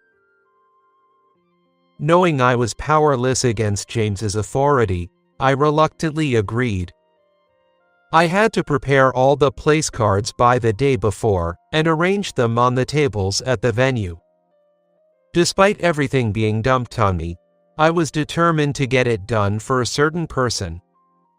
Then, on the day of the new president's inauguration party, having finished my tasks the day before, I headed to the venue. After making sure my suit was in order, I arrived to find the venue lavishly decorated to welcome the new president. It was already filled with employees. The place cards I had set up the day before were properly placed on the tables. I had already checked where my seat was, so as I headed towards my table, James appeared, blocking my way as if on purpose. James, good morning. What's wrong with you? Your seat is over there. Surprised, I thought maybe he didn't know where his seat was, so I attempted to guide him to the table where I had placed his place card. But it seemed I was mistaken, as James looked down on me with disdain. I know that. But the place card you prepared. My place card had this scribble on it. What? Shocked, I looked at the place card James was holding up. Indeed, there was a scribble over it, labeling him as plump manager. Why would this be here? What do you mean, why? You wrote it, didn't you? You were the one who set up the place cards, after all. No, that's not true. I didn't write this. Surely someone else must have scribbled on it after I placed it down. I pleaded my innocence, but James was adamant. You did it. Just because I thought you could handle the job alone. I gave it to you, and yet you retaliate like this. Why would I do such a thing? There's no benefit for me in doing that. Enough. Quiet. You just wanted to get me demoted, didn't you? I've seen this kind of behavior at my previous company. With that, James glared at me suspiciously. Before I knew it, the venue was crowded with employees drawn by our commotion, wondering what was going on. Anyway, I will have to discipline you. Leave the venue right now. James pointed at me, indicating I should leave. But I protested. Wait, please, James. No arguing. I said leave. Now leave. James forcibly pulled me out, and I ended up outside the venue, falling hard on my bottom. As I did, James looked down and sneered at me. Just because you don't like me, you scribble on the place card. You're out of place here. Maybe you should reflect on that. No, that's not. I tried to get up quickly, but because I had fallen so hard, I stumbled and ended up on my knees. Feeling miserable about myself, I inadvertently said. Understood. Seeing me broken, James sneered even more and went back into the venue. I was left stunned by the swift turn of events. Being bossed around by James all the time, and even having the place card task dumped on me, led to this mistreatment. I felt utterly pathetic. As tears blurred my vision, Edward. An unexpected person rushed in. Great. It worked out. James muttered, sitting at his table, laughing after having me ousted. In fact, the scribble on the place card was his own doing. He had deliberately assigned me the task of preparing the place cards to frame me. If he had been involved in preparing them, he couldn't pin the blame on me, so he set it up this way to make it easier to accuse me. The actual scribbling was done in the early morning before the party, when no one else was in the venue. What a misfortune to think Edward would do such a thing. Unaware of the truth, the other employees felt sorry for James and were chatting with him until it was time. Just as the president was about to announce the start of the party on stage, holding the microphone, a secretary with a pale face rushed to him.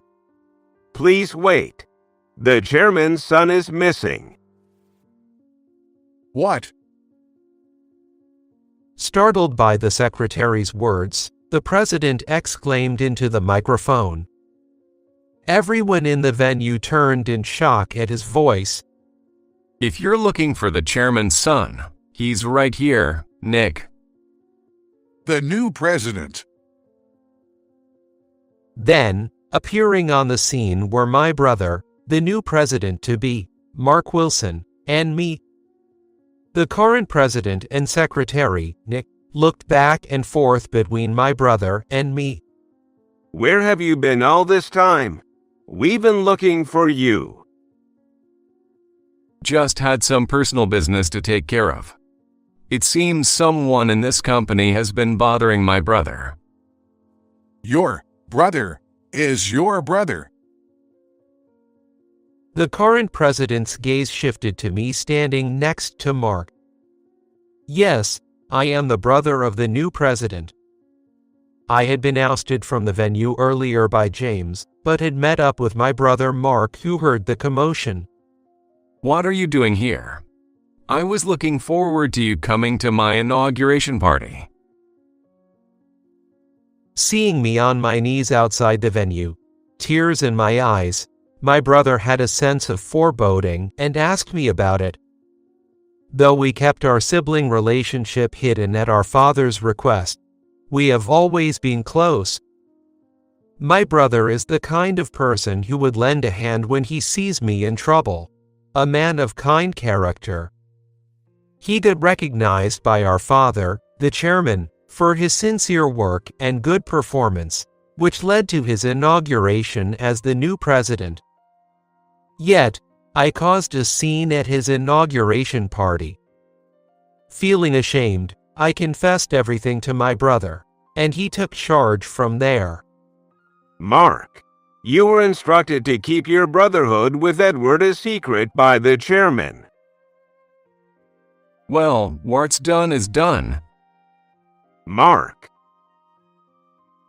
Feeling sorry for the troubled Nick, I watched as my brother took the microphone from the president on stage and said loudly for all to hear, Whoever has been harassing my brother, Edward Wilson, step forward now. At my brother's angry words, the whole venue buzzed with tension. Everyone turned to look at Nick and the president, who referred to my brother as the new president, revealing his position before the formal announcement, and they concluded that they should follow his lead. So, when they all looked for the guilty party, James was the only one they were staring at. Is it you, the one who's been harassing my brother? Faced with stern looks from my brother and the employees, James started to panic and defend himself. No, it wasn't me. If anything, I'm the victim here. The victim? James nodded emphatically at my brother's skeptical response and pointedly displayed the defaced place card. Look at this scribble.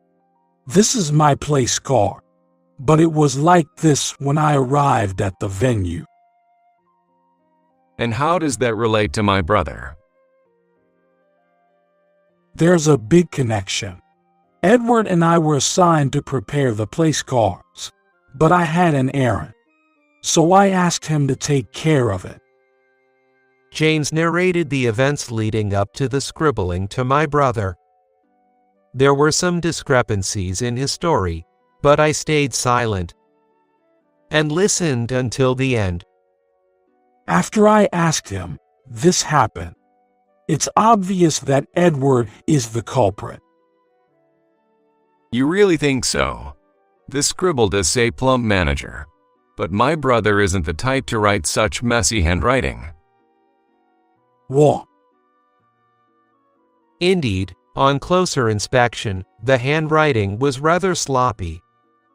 Perhaps because I had been so desperate to prove my innocence, I hadn't noticed that detail.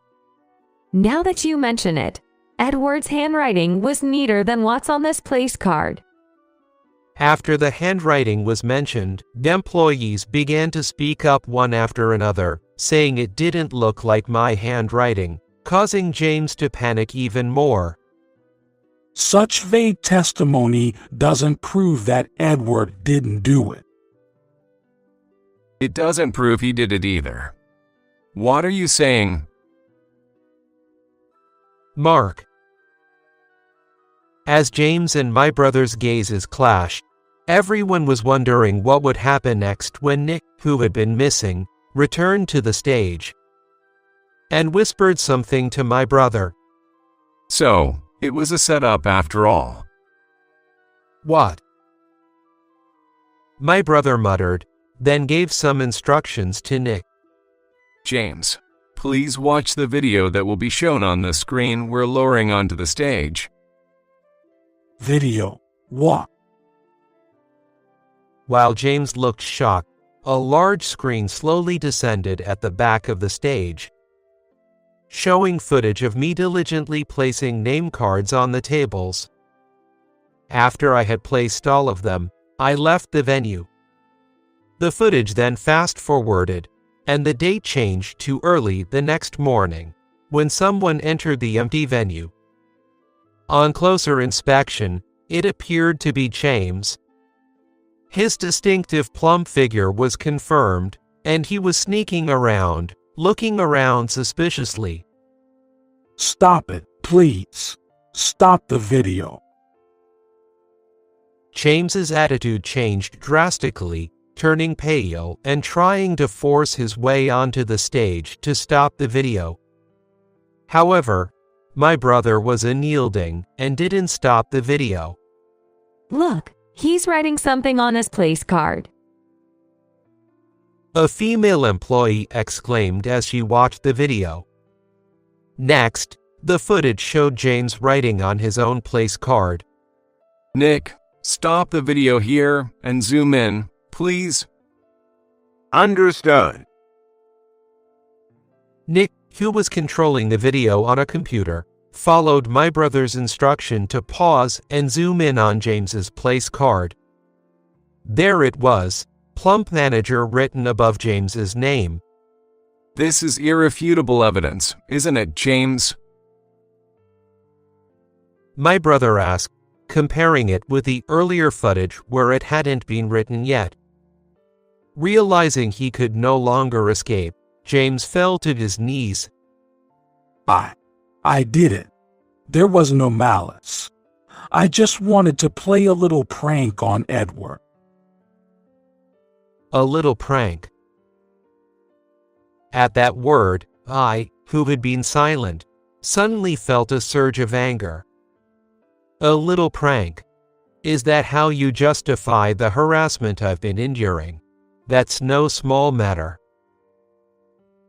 Yikes. At the sound of my outburst, James recoiled in fear. Perhaps because I seldom got angry, even my brother and the other employees were surprised by my reaction. I joined this company, going against our strict father, out of admiration for my brother, and you not only hindered that but resorted to such petty schemes to demean me, and you call yourself a manager. Yeah, quite right.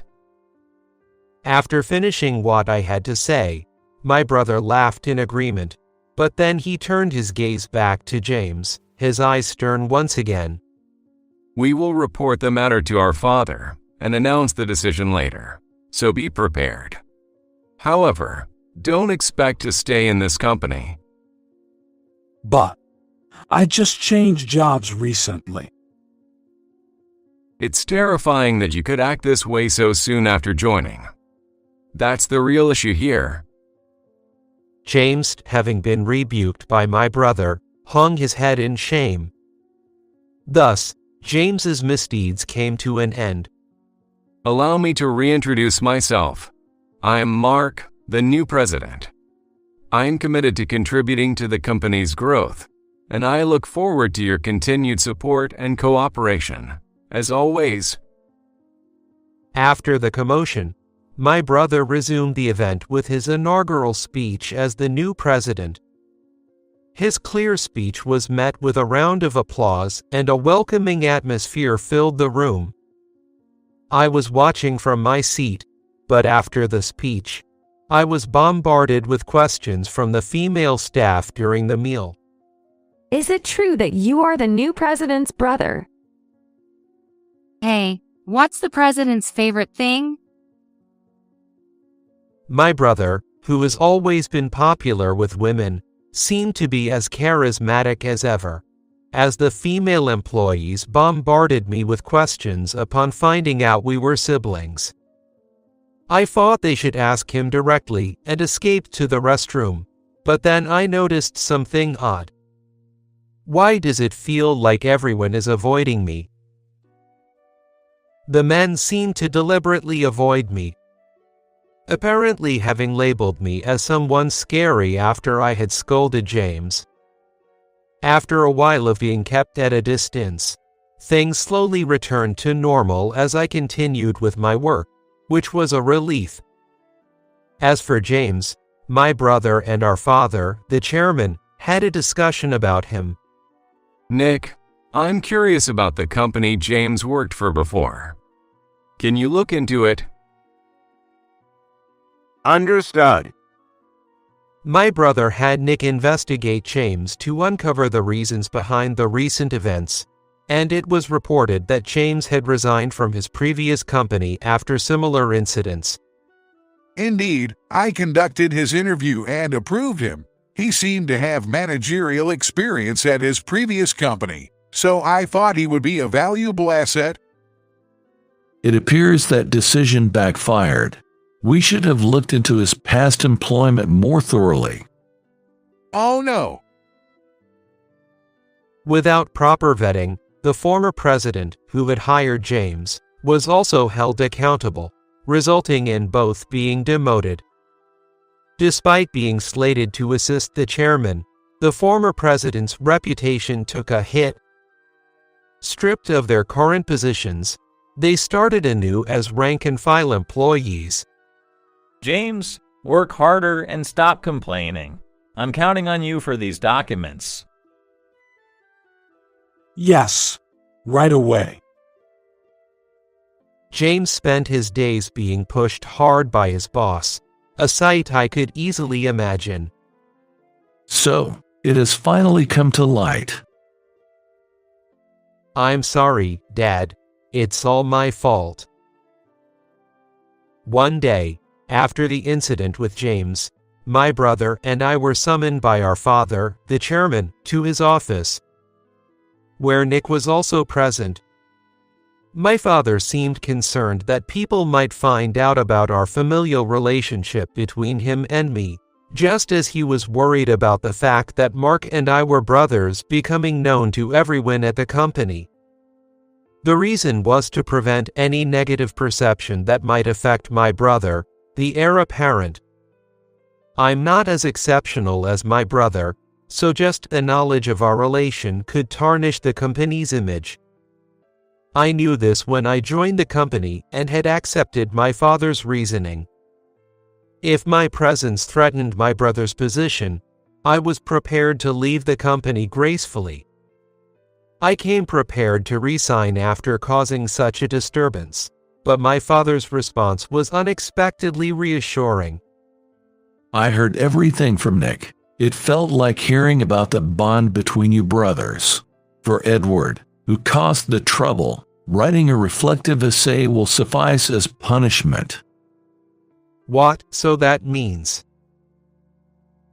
If you admire your brother, set a goal for yourself. Start by rising above the rank of a regular employee and aim for the manager position. Our strict father told me that my duty was to continue working as an employee. But he also gave me a goal to motivate me. Thank you, Chairman Wilson. Feeling a familial bond from my father's words, I was overjoyed.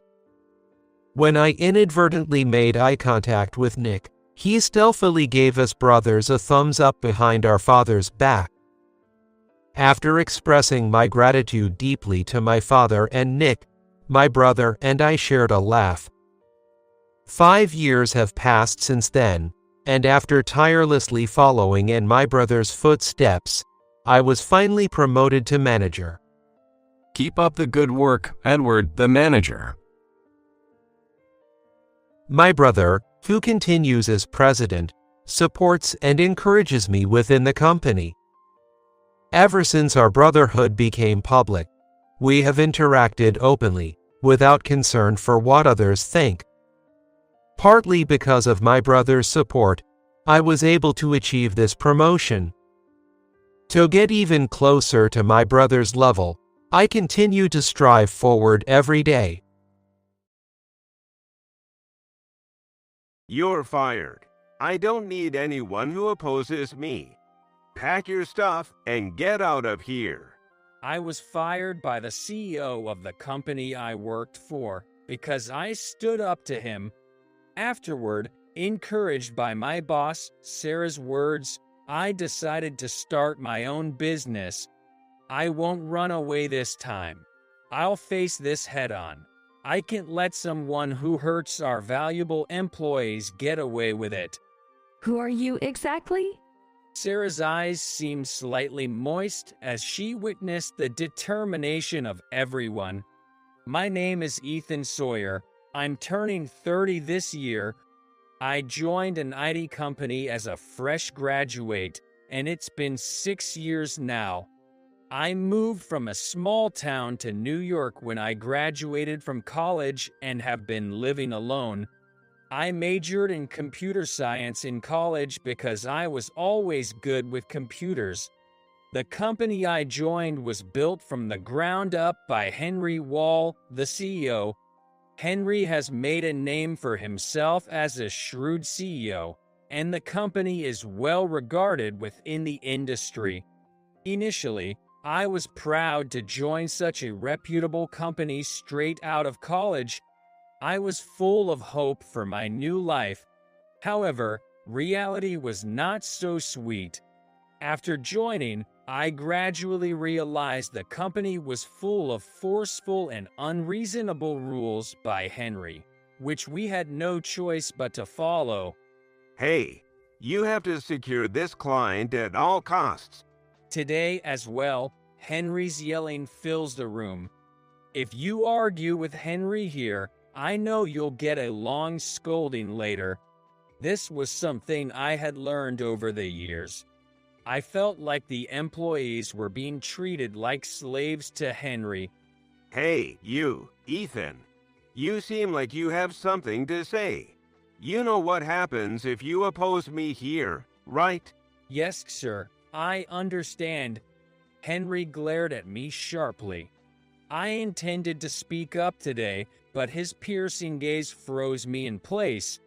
As a result, I ended up saying nothing. I was a top sales performer, standing out from the others. It seemed likely I would be promoted smoothly, and I was confident in that. But achieving good results in this company was far from easy. Even as a software engineer, I was pushed into sales and given quotas that were nearly impossible to meet. I often had to take work home and work through the night. If I didn't meet the quota, I would be called by Henry for training. Though we received overtime pay, the workload was intense, and everyone was exhausted. Yet, in these hellish days, there was a brief respite. Good job. You're the top performer this month again. That's impressive. That was Sarah, the manager, offering me a cup of coffee. Thank you. It was just luck. That's not true. It's the result of your skills and hard work. Being praised directly made me shy, and I looked away. Sarah was 6 years older than me. She was not only competent at her job, but also took good care of her employees, and everyone admired her. I am one of those who admire Sarah. She easily meets Henry's unreasonable demands and exceeds expectations. I managed to keep up and achieve results against Henry's challenges, but many employees eventually reach their limits. Honestly, there wasn't a day I didn't think about resigning. However, considering the clients who relied on me and Sarah, I couldn't make a decision lightly. Besides, I love my job as an engineer, and of course, my colleagues all take pride in their work. It was hard to see my juniors leave as if they had lost their sanity because of Henry. I guess I'm just not cut out to be an engineer. During a break, my colleague Alex asked me for advice. That's not true. I can vouch for your skills. You should have confidence. I said that sincerely, without any deceit. Alex had high abilities and was a valuable asset as an engineer. However, his communication skills were extremely poor. When he first joined, he didn't talk to anyone and just worked on his computer, becoming isolated. As Alex's mentor, I was chosen, slowly closed the distance between us over a year, and finally, we started talking.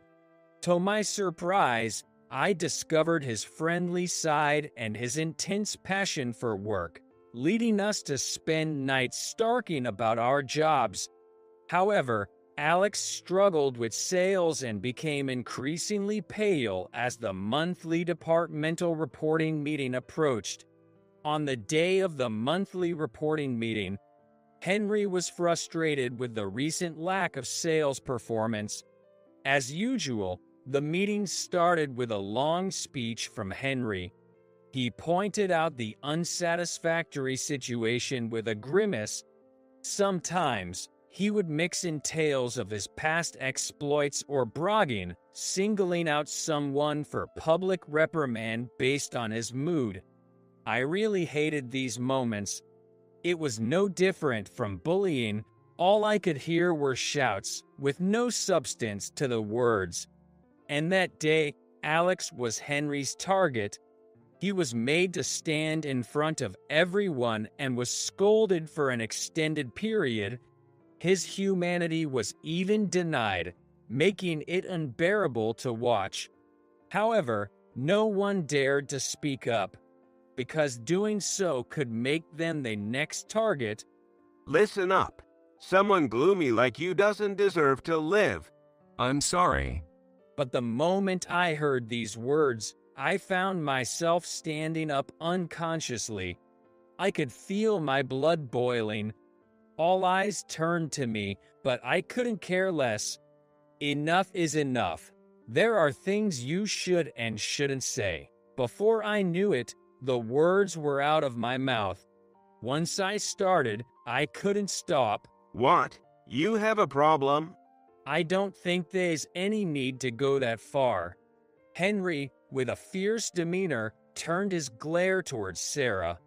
Hey, can't you control even one of your colleagues? That's your job, isn't it? I'm sorry. It seems he got a bit too heated. It's not his true intention. Sarah apologized to Henry on my behalf. While feeling sorry for her, I faced Henry squarely. Today, I shall try to express my opinion. More than anything, I've been on top of this company. There's no reason I shouldn't be allowed to express an opinion or two. I convinced myself internally and spoke up. With all due respect, Henry, the approach you're advocating might not be feasible in today's era. That's just your excuse. If you target the client when they're vulnerable, it will surely lead to sales. That's how I built up this company. I think that approach might be increasingly counterproductive nowadays. Actually, that's probably why our sales have not been doing well lately. Wait a minute, Ethan.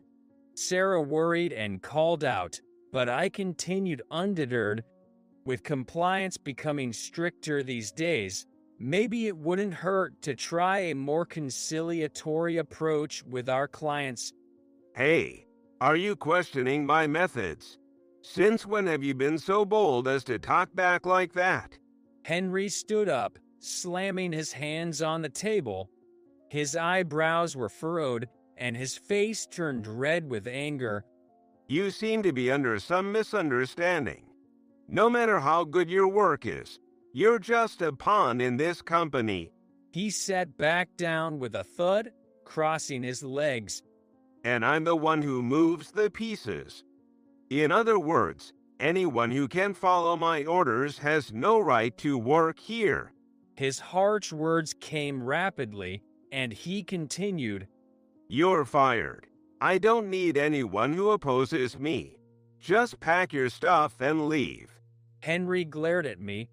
His brows furrowed deeply, making his handsome features seem even more ruthless. Wait a minute, please. Sarah raised her voice against Henry's firing decree. What? Sarah, do you have a complaint as well? Fine by me. I don't need anyone who has objections to my decisions. It's too much to fire him on the spot. Henry cut her off with a smirk. This happened because of your lack of supervision. I'll be expecting a report later. With that, he ignored me completely and started flipping through his documents. That day, I decided to leave the company, but I had no regrets. Ignoring Alex in that moment would have been truly regrettable. After completing the resignation procedures and as I was leaving the company, Sarah called out to me, and I turned around. Sarah, thank you for everything until today. As I thanked Sarah, her voice was filled with sorrow. You didn't have to leave. I'm really sorry. As your supervisor, I failed to protect you. This time she apologized to me. No, this is for the best. I couldn't look her in the face and left the company. As I exited the entrance, someone was waiting for me. I'm coming with you. Alex, with a large cardboard box in his arms, was determined. If anyone was going to be stubborn about this, I knew it would be him. You're coming with me? Of course. And so, we both left the company. We began working as freelance engineers. But freelancing was much harder and more unpredictable than we had imagined. We quickly realized the value of having the name of a well-known company behind us. Sometimes we earned more than we did as employees, but often much less. Living in constant fear of running out of savings was unnerving. Yet, encouraging each other and working together made our days fulfilling. 2 months after leaving our previous jobs, Sarah contacted me and we agreed to meet at a cafe. Are you off work today? Sarah shook her head.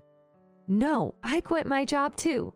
It's all his fault. she said, her expression filled with disgust as she referred to Henry as him.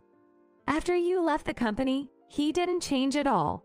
He kept treating employees like pawns, using them up and then discarding them. Her face twisted in frustration. I don't understand how someone like that could ever become the CEO. Someone like you should have been in that position. I thought I could just endure it, but I really started to dislike his methods. So I quit on my own accord. Hearing her words made me realize something I had been considering for a while. Are you working somewhere now? I'm enjoying the unemployed life, she said with a sigh, her tone one of resignation. I'm not having any luck with job hunting, and all of this is Henry's fault. Did Henry do something? I don't have any proof, but I keep getting rejected at the application screening stage. Even when I manage to get an interview, as soon as I mention my previous company, the atmosphere turns awkward, and then there's no follow-up. Maybe he's putting pressure on them or something. I never imagined that someone as outstanding as Sarah would find herself in such a situation. If you're interested, would you like to work with me? That said, I'm planning to start up a company now. I won't be able to offer a high salary, and it'll be a step down from what you're used to. My sudden offer clearly took Sarah aback. If you'd prefer, it could just be a temporary thing until you find something else. But I'm not trying to pressure you. Well, really? She looked at me quizzically, peering into my face, faced with her beauty, which could rival any magazine model's. My heart raced. This is how I decided to start my own company. I had already reached out to a few people who had left Henry's company, and they were on board with starting up a company right away. Everyone enthusiastically agreed. And so, Sarah came to work with our company. With her arrival, the previously subdued atmosphere among us was replaced with energy and vibrancy. Despite being only in her early 30s, Sarah had risen to the position of manager at Henry's company.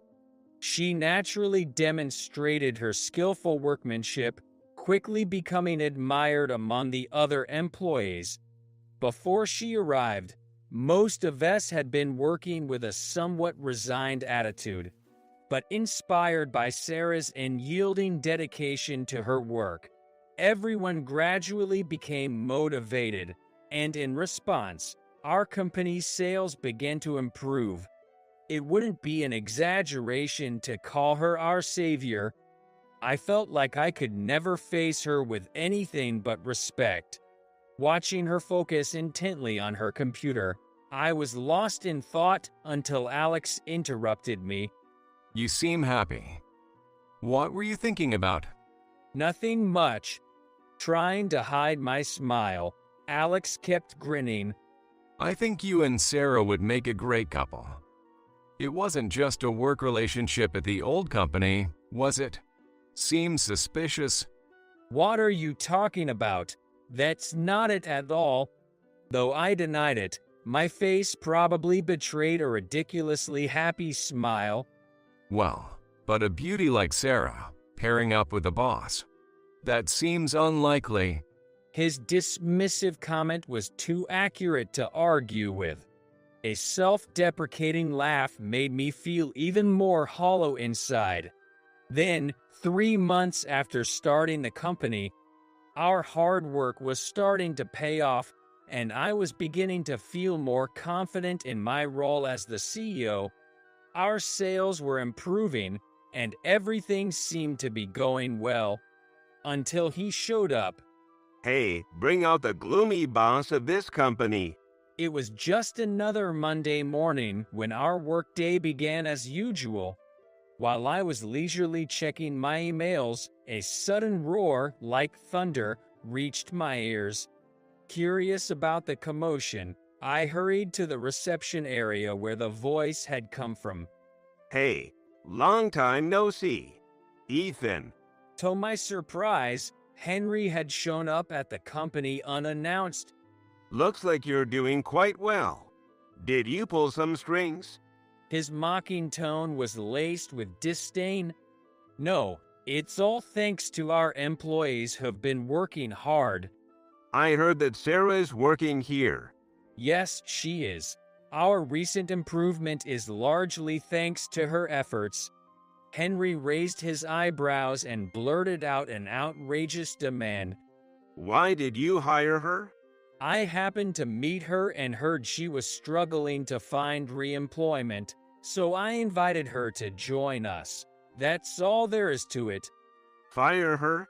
Looking into Henry's enraged eyes felt like confronting a wild beast. Trying to hide my trembling, I asked for an explanation. What do you mean? It means exactly that. I can't stand the fact that she's working elsewhere without my consent. And you, Ethan, if you want, become a subsidiary of our company.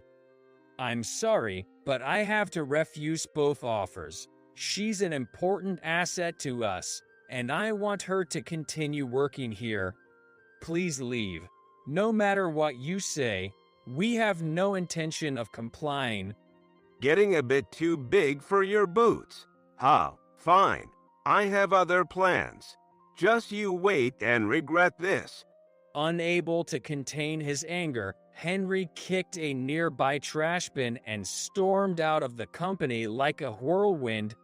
But as he warned, I slowly began to regret my rash defiance. The next day, we started receiving calls from clients and partners wanting to reconsider their contracts with us. Some employees also expressed a desire to resign. Just when things were beginning to stabilize, what on earth was going on? I bravely called one of our business partners to ask for the reason. As expected, Henry had investigated companies doing business with us and pressured them to cease all dealings. He was also attempting to poach our employees. Among those who refused, some said they were nearly bribed. I was distraught, but the thought of firing Sarah or becoming a subsidiary was unthinkable. I refused to relive those hellish days. Yet, the faces of each employee came to mind, including one who had recently announced their engagement with Joy. While I was wrestling with my thoughts, Sarah stood before me, her expression determined and resolute. This is my fault. Please let me resign. If I go back to Henry's company, this company might be saved. But you're the CEO. You have to put the company first. Cutting off my protests, she rebuked me. As I was at a loss for words, the sound of several footsteps approached, and the door burst open. Sarah, what are you saying? You can't leave. Why should you have to? Encouraged by everyone, I faced her and said, "They're right. There's no need for you to leave. But the fact that we're in this situation is undoubtedly my responsibility as the CEO." I clenched my fist as if making a vow. I won't run away this time. We'll face this head on. We can't let someone who hurts our valuable employees get away with it. Yeah. Let's show them what our company is made of. If we don't stand our ground now, when will we? Inspired by my words, Alex and the other employees raised their fists in solidarity. Seeing this, Sarah's eyes seemed to moisten slightly. United as one, we visited each company that had withdrawn their dealings with us, one by one. Being turned away at the door wasn't a one-time thing. Fear of Henry's influence was so great that merely hearing our company's name would often result in apologetic rejections. Even so, everyone worked hard to get the deal back and opened up new business partners. The pressure was beyond what we could have imagined, and the damage was so severe that at one point, Our survival was in jeopardy. However, everyone did their best without a single whimper. I thought about what I could do, immersing myself in system development and sales. Thanks to everyone's hard work, our revenue gradually increased, and when we reached our peak annual sales, we shared our joy hand in hand. Around this time, the system I developed became a huge hit. It caught the industry's eye, and companies continuously approached us wanting to make deals. When the company had found its footing, Sarah, staying late as she used to, brought me a cup of coffee. To think you stood toe-to-toe with Henry. Who are you exactly? It wasn't me alone. It was all of us working together. I was about to sip my coffee, feeling confident we had scored a significant victory over Henry. One day, as soon as I arrived at work, the reception area was unusually noisy. When I rushed over, I found Henry there. But his usual arrogant demeanor was gone. He seemed to be in a lot of trouble. Do you need something again? Please, could you come back to us? The gap you and Sarah left was huge. He approached me with an unprecedented level of humility. Please, I'm begging you. Since you left, our sales have only plummeted, and we can't seem to get any work done. I've come to realize you were indispensable to us. As I was about to refuse, Sarah appeared. From a distance, I could see Alex looking over, worried. Now, I was not the same as before. I had a place to protect, and people to protect. I braced myself to confront Henry again. Hey, Sarah, I've been waiting for you. I was wrong. Please, come back to us. Henry talked to Sarah. I'll double your salary, anything. Just come back, will you? Despite the underhanded things Henry had done, he still wielded significant power in our industry. The scale of his company and the value of the Henry name were immensely large. It seemed absurd for someone as talented as her to work in such a small company forever. I waited for Sarah's response, but she, unfazed, simply said, I refuse your offer. Both Henry and I were taken aback by her unexpected reply. I appreciate your recognition, Henry, but it's not about the money. Sarah continued with a fierce look, her quiet anger palpable. Could you please not interfere with us any further? I apologize for everything that's happened. So please. Henry looked at her with pleading eyes, but perhaps realizing our firm resolve, he slumped his shoulders and left the scene. For a while, a heavy atmosphere lingered in the office until Sarah clapped her hands, dispelling it. Let's get back to work. Boss, don't you have a meeting later? We'll be late if we don't start now. Let's all get ready. With that, she smiled gently.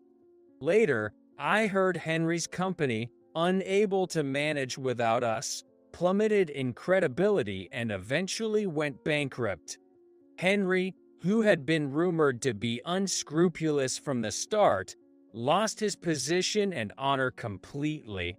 He seemed to have focused on making a comeback until the end, but Henry's misdeeds had become well known among peers, resulting in even banks refusing to deal with him.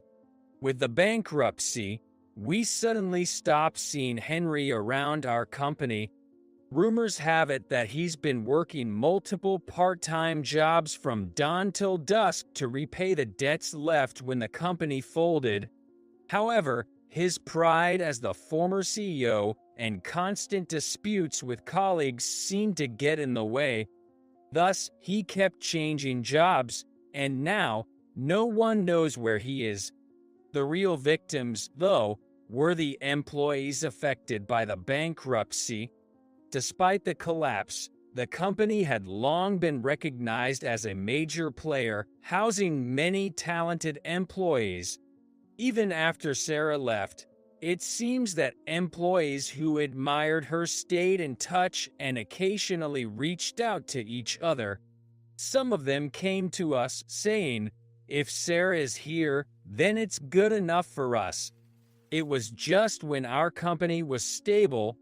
It was a stroke of luck, especially since we were considering recruiting more staff due to business expansion. Unlike before, when I was constantly worried about tomorrow's finances, I've been able to manage the company with more ease. Remember when Henry barged in, demanding we return to his company?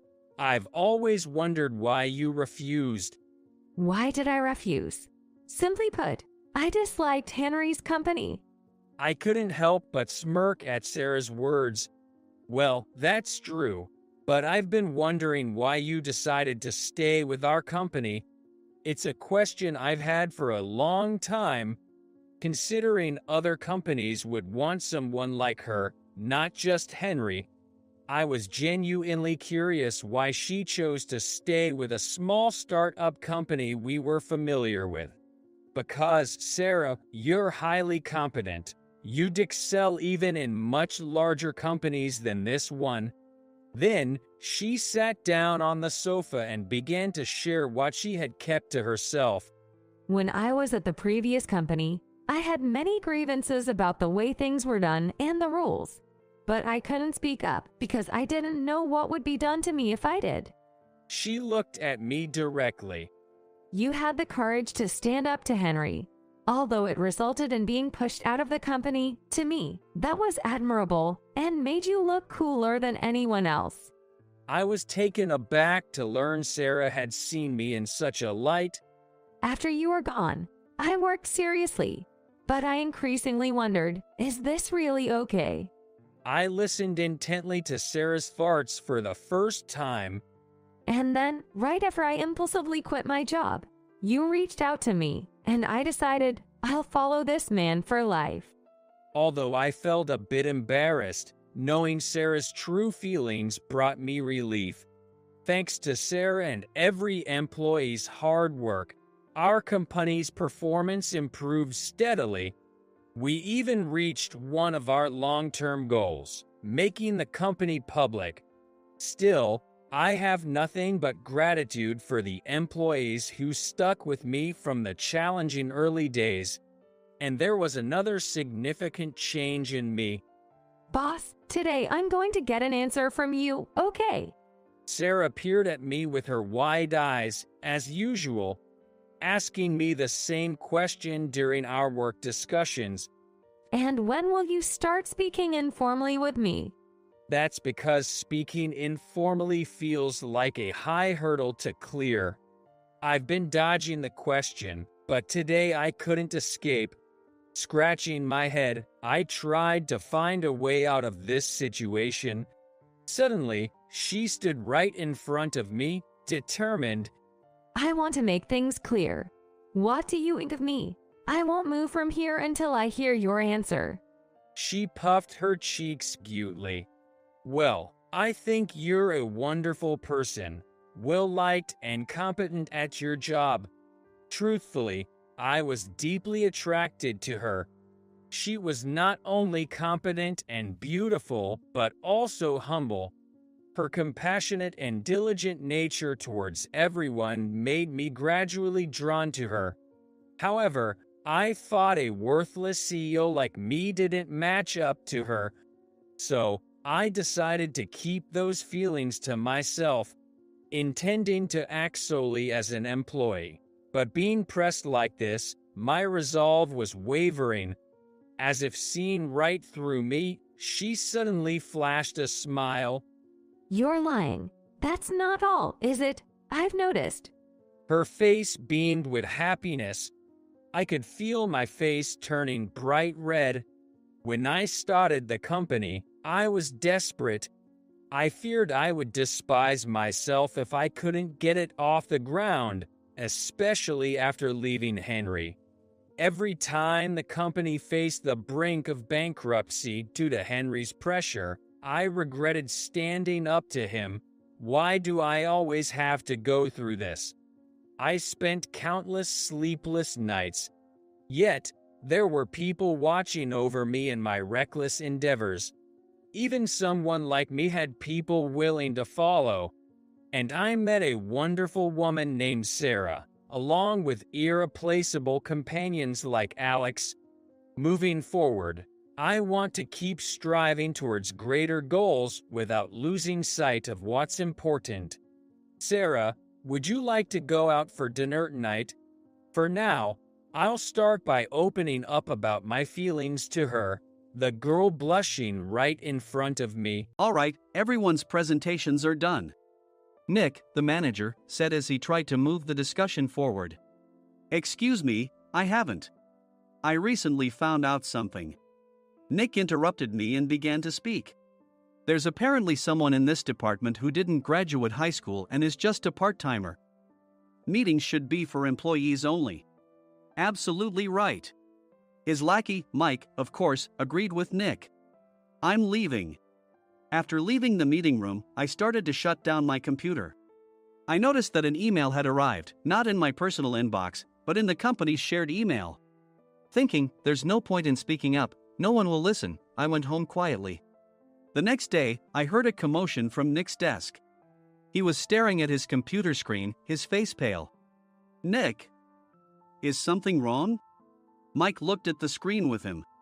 And he turned even paler than Nick. Why is he so angry? Knowing the reason for Mike's distress, I thought to myself, serves them right. My name is Adam. My mother passed away when I was in the 9th grade, and I was raised by my father. Well, you could hardly call it being raised. After my mother passed, my father changed. He drowned his sorrows in alcohol, and though he still went to work, he squandered our living expenses on horse racing. Because of that, I had to start working part-time as soon as I entered high school. Every month, I went to the convenience store with bills in hand that couldn't be auto-deducted from my father's account. Even though I endured it because I didn't want to be alone, I reached my limit in my 2nd year of high school and dropped out. I found a live-in job at a distant inn. Thank you for everything. The day I left home, my father, still staring at the TV, spoke. Take care. That was our last conversation. Back then, 18 wasn't the age of majority, so I needed my father's permission to work, and I couldn't hide my place of employment. Yet, my father never visited me even once. I kept working just to survive, and before I knew it, I was 42. Years of hard work paid off, and I was transferred to the headquarters. I was thrilled to be recognized by the company, as I thought I'd be working in the field until retirement due to my lack of formal education. Listen up. Our work can change the future of our employees. Don't drag us down. On my first day after the transfer, Nick, dressed in an expensive suit, spoke sternly. There was a reason for this. Our inn was located in a prominent tourist destination, known so well that everyone in the state could sing its commercial jingle. At its peak, we had 5 locations within the state. But that was long ago. Due to financial difficulties and aging facilities, only the place where I had worked for many years and the original establishment remained. I was prepared to lose my job anytime, but now there was a glimmer of hope. With the rise of social media, the tourist area where the inn was located started gaining attention again. Depending on how hard the sales department, where I was transferred, worked. We could either thrive or be forced to give up this prime location to the new hotel chains continuously popping up. For Nick, who had switched careers from another industry to strengthen our sales, this was a battle he couldn't afford to lose. I understood why he had to be strict. I will do my best. Nick sneered at my enthusiastic declaration. Did you not hear what I said? I'm sorry. I thought I was listening carefully.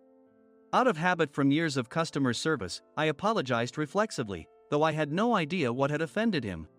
Someone was watching me with a smirk. In this department, there are those who are expected to excel and those who have been shoved here because they have nowhere else to go. You are the latter. It was Mike, the section chief. He's 7 years younger, at 35.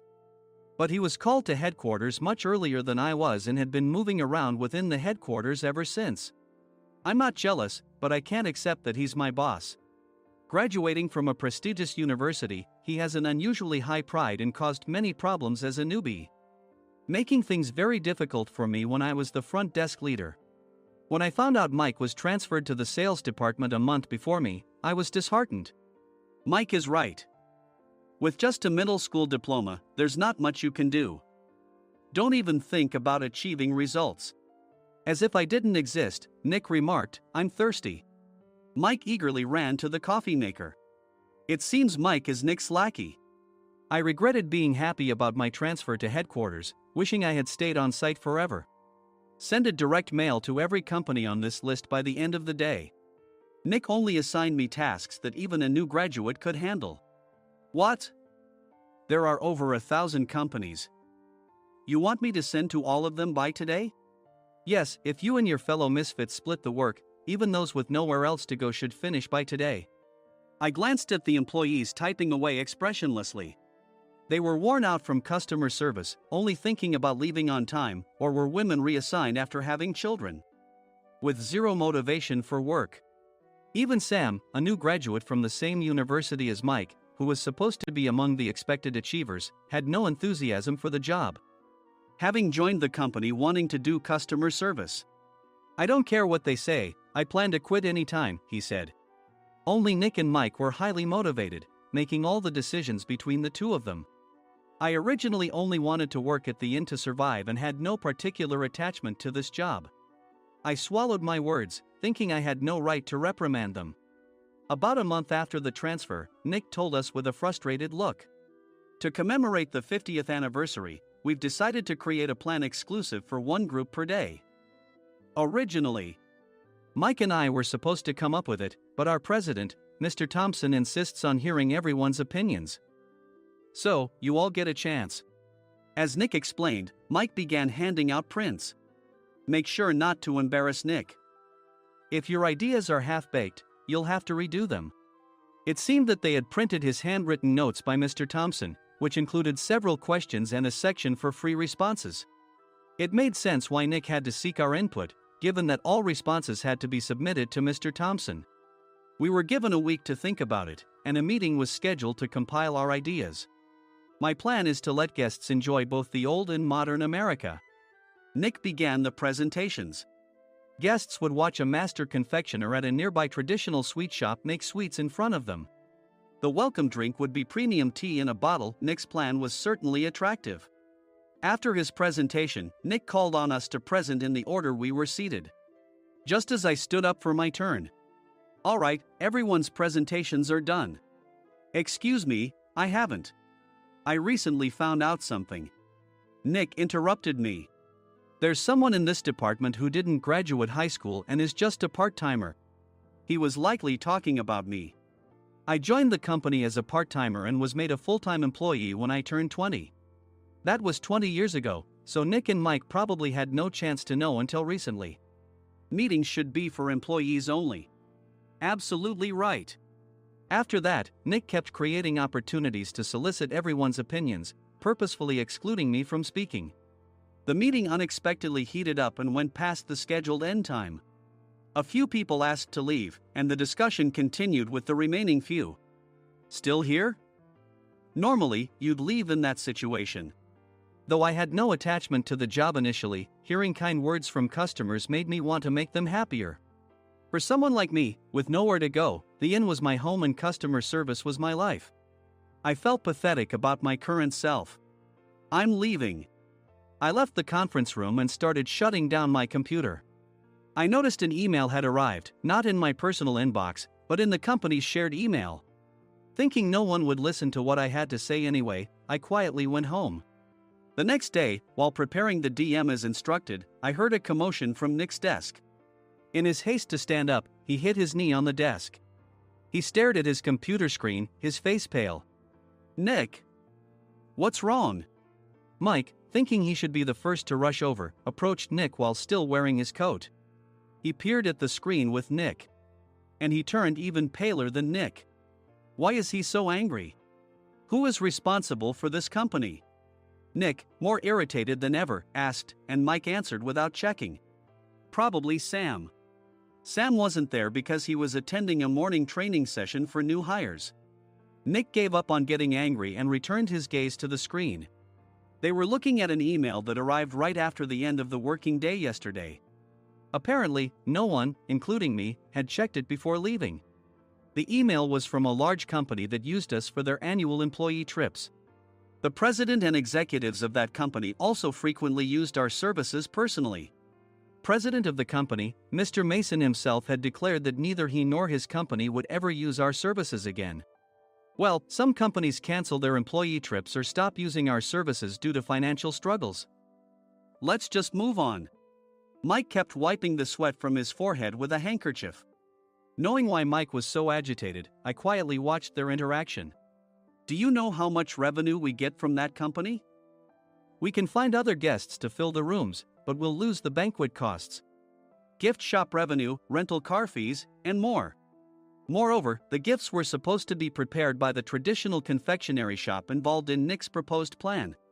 If it's known that we incurred such a huge loss at this critical time, Nick's position in the company would be jeopardized. Nick took a deep breath, seemingly trying to calm himself. All right, Mike. Go to New York right now and apologize to Mr. Mason. What? You're coming with me, right? I have urgent work to do. I trust you, which is why I'm entrusting this to you. Please. Mike, believing Nick's sincerity, agreed with a determined look on his face, saying, yes. That's Nick for you. Even if Mike went to apologize, Nick would shift all the blame onto him if the client didn't change their mind. Well, it was Mike's fault to begin with, so it served him right. About 3 hours later, Sam answered a call from somewhere and repeatedly apologized, saying, I'm very sorry. Everyone watched to see what was happening. After ending the call, he informed Nick with a weary tone. When Mike arrived at the client's company, he only made things worse, further infuriating Mr. Mason. He was demanding, get his boss here immediately. It was no wonder Sam was exhausted, dealing with such a call right after returning from training. What is that idiot doing? All right, Adam, you're coming with me. If sacrificing Mike didn't work, then I must be next. Normally, I'd want to refuse at all costs, but I saw an opportunity in this situation. If I can be of assistance, I'd be happy to join you. I immediately followed Nick, and we flew to New York. When we introduced ourselves at the reception, it became clear how serious the situation was. As the receptionist personally escorted us to the president's office. Angry voices leaked through the door, making both Nick and me uneasy. Excuse me. I'm Nick, the supervisor. I understand my subordinate has caused you trouble, and I deeply apologize. Nick, with his experience in the corporate world, knew enough to offer an apology before excuses. However, his customer service skills left much to be desired. I sighed as I saw Mike trembling like a small dog in the corner of the room. What kind of training are you giving your subordinates? Mr. Mason glared at Nick with a red face. The intensity of his gaze made even Nick take a step back. Regrettably, I joined this company only 2 years ago and was unaware of Mike's issues. I should have identified his shortcomings sooner. Indeed. I should have realized sooner. No sensible person would come to apologize and then give a lengthy presentation on the drawbacks of not using their in. Nick froze, his mouth slightly open. Suspecting the worst, I picked up the documents that had fallen to the floor. It seemed Mike hastily prepared these documents on the plane, listing the disadvantages. Disadvantage 1, if you change the venue for the company trip, employees might suspect it's for cost-cutting reasons, leading to a negative impression. Reading it aloud half-jokingly, Nick snatched the papers from my hand and checked the contents with a furious expression.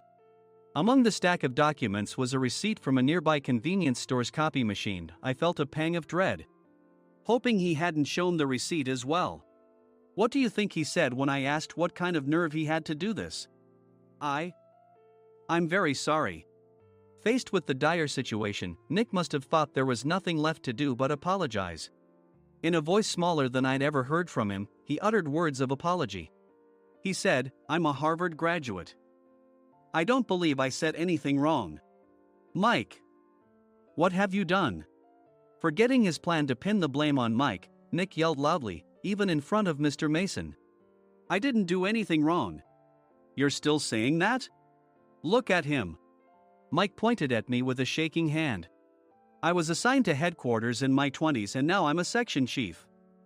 This guy only made it to headquarters at 42. Everything I've done proves I was right. So why are we losing the contract? Having said his piece, Mike collapsed to the floor. Of course. You were sent there because you had nowhere else to go. Mike never expected to hear such words from someone he looked down upon.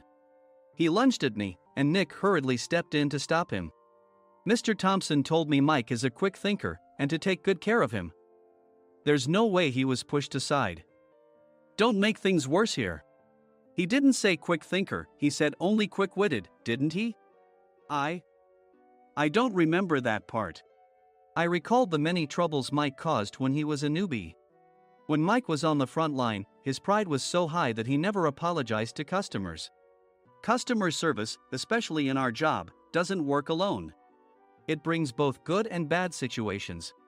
If the front staff or housekeepers made mistakes, or the cleaning company didn't properly clean a room, one had to apologize to the customers regardless of personal fault. Mike, in such situations, would never apologize, insisting he wasn't at fault. This often angered customers, and as the front desk leader, I frequently had to apologize on his behalf. He caused complaints and disrupted operations, which is why he was quickly moved to headquarters. In departments where he didn't interact directly with customers, his quick thinking was beneficial and things went well. But it seemed his flaws were starting to show. Corporate reservations are supposed to be entered into the system by the sales representative. But a quick check yesterday revealed that more than 10 items were missing from the client's reservation. The handover document clearly stated what needed to be prepared. Why didn't you enter it into the system? Why do we have to give them special treatment? Filling rooms near the banquet hall, setting up all the food in advance. Specifying the brand of wine, they're too demanding. No wonder he always angered customers, I thought, feeling a headache coming on. Grouping them in rooms near the banquet hall is for our benefit too. It makes it easier for the staff to set up beds and serve breakfast since everyone's schedule is synchronized. As for the other requests, Mr. Mason suggested them to lighten our load. I didn't know that. Nick finally seemed to realize that Mike was the one who had angered the client. What did you say to them?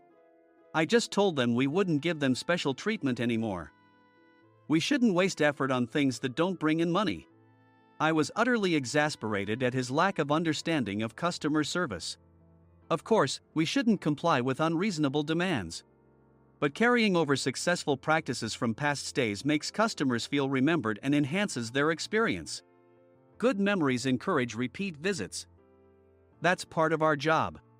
I looked down at Mike, who was sitting on the floor. In our job, nothing is a waste. Mr. Thompson likely moved you to the sales department, hoping you'd finally understand this. How do you think he feels now that you failed to meet his expectations? Mike, tears in his eyes, fled the president's office. I was amazed he still hadn't apologized. You have it tough, Adam. It's okay, we're all employees of the same company. I deeply apologize for this disrespectful incident. Especially after all the care you've shown us. If it weren't for you, Adam, I really would have stopped staying here. When I heard you were moving to the sales department, I was willing to reconsider if you handled it.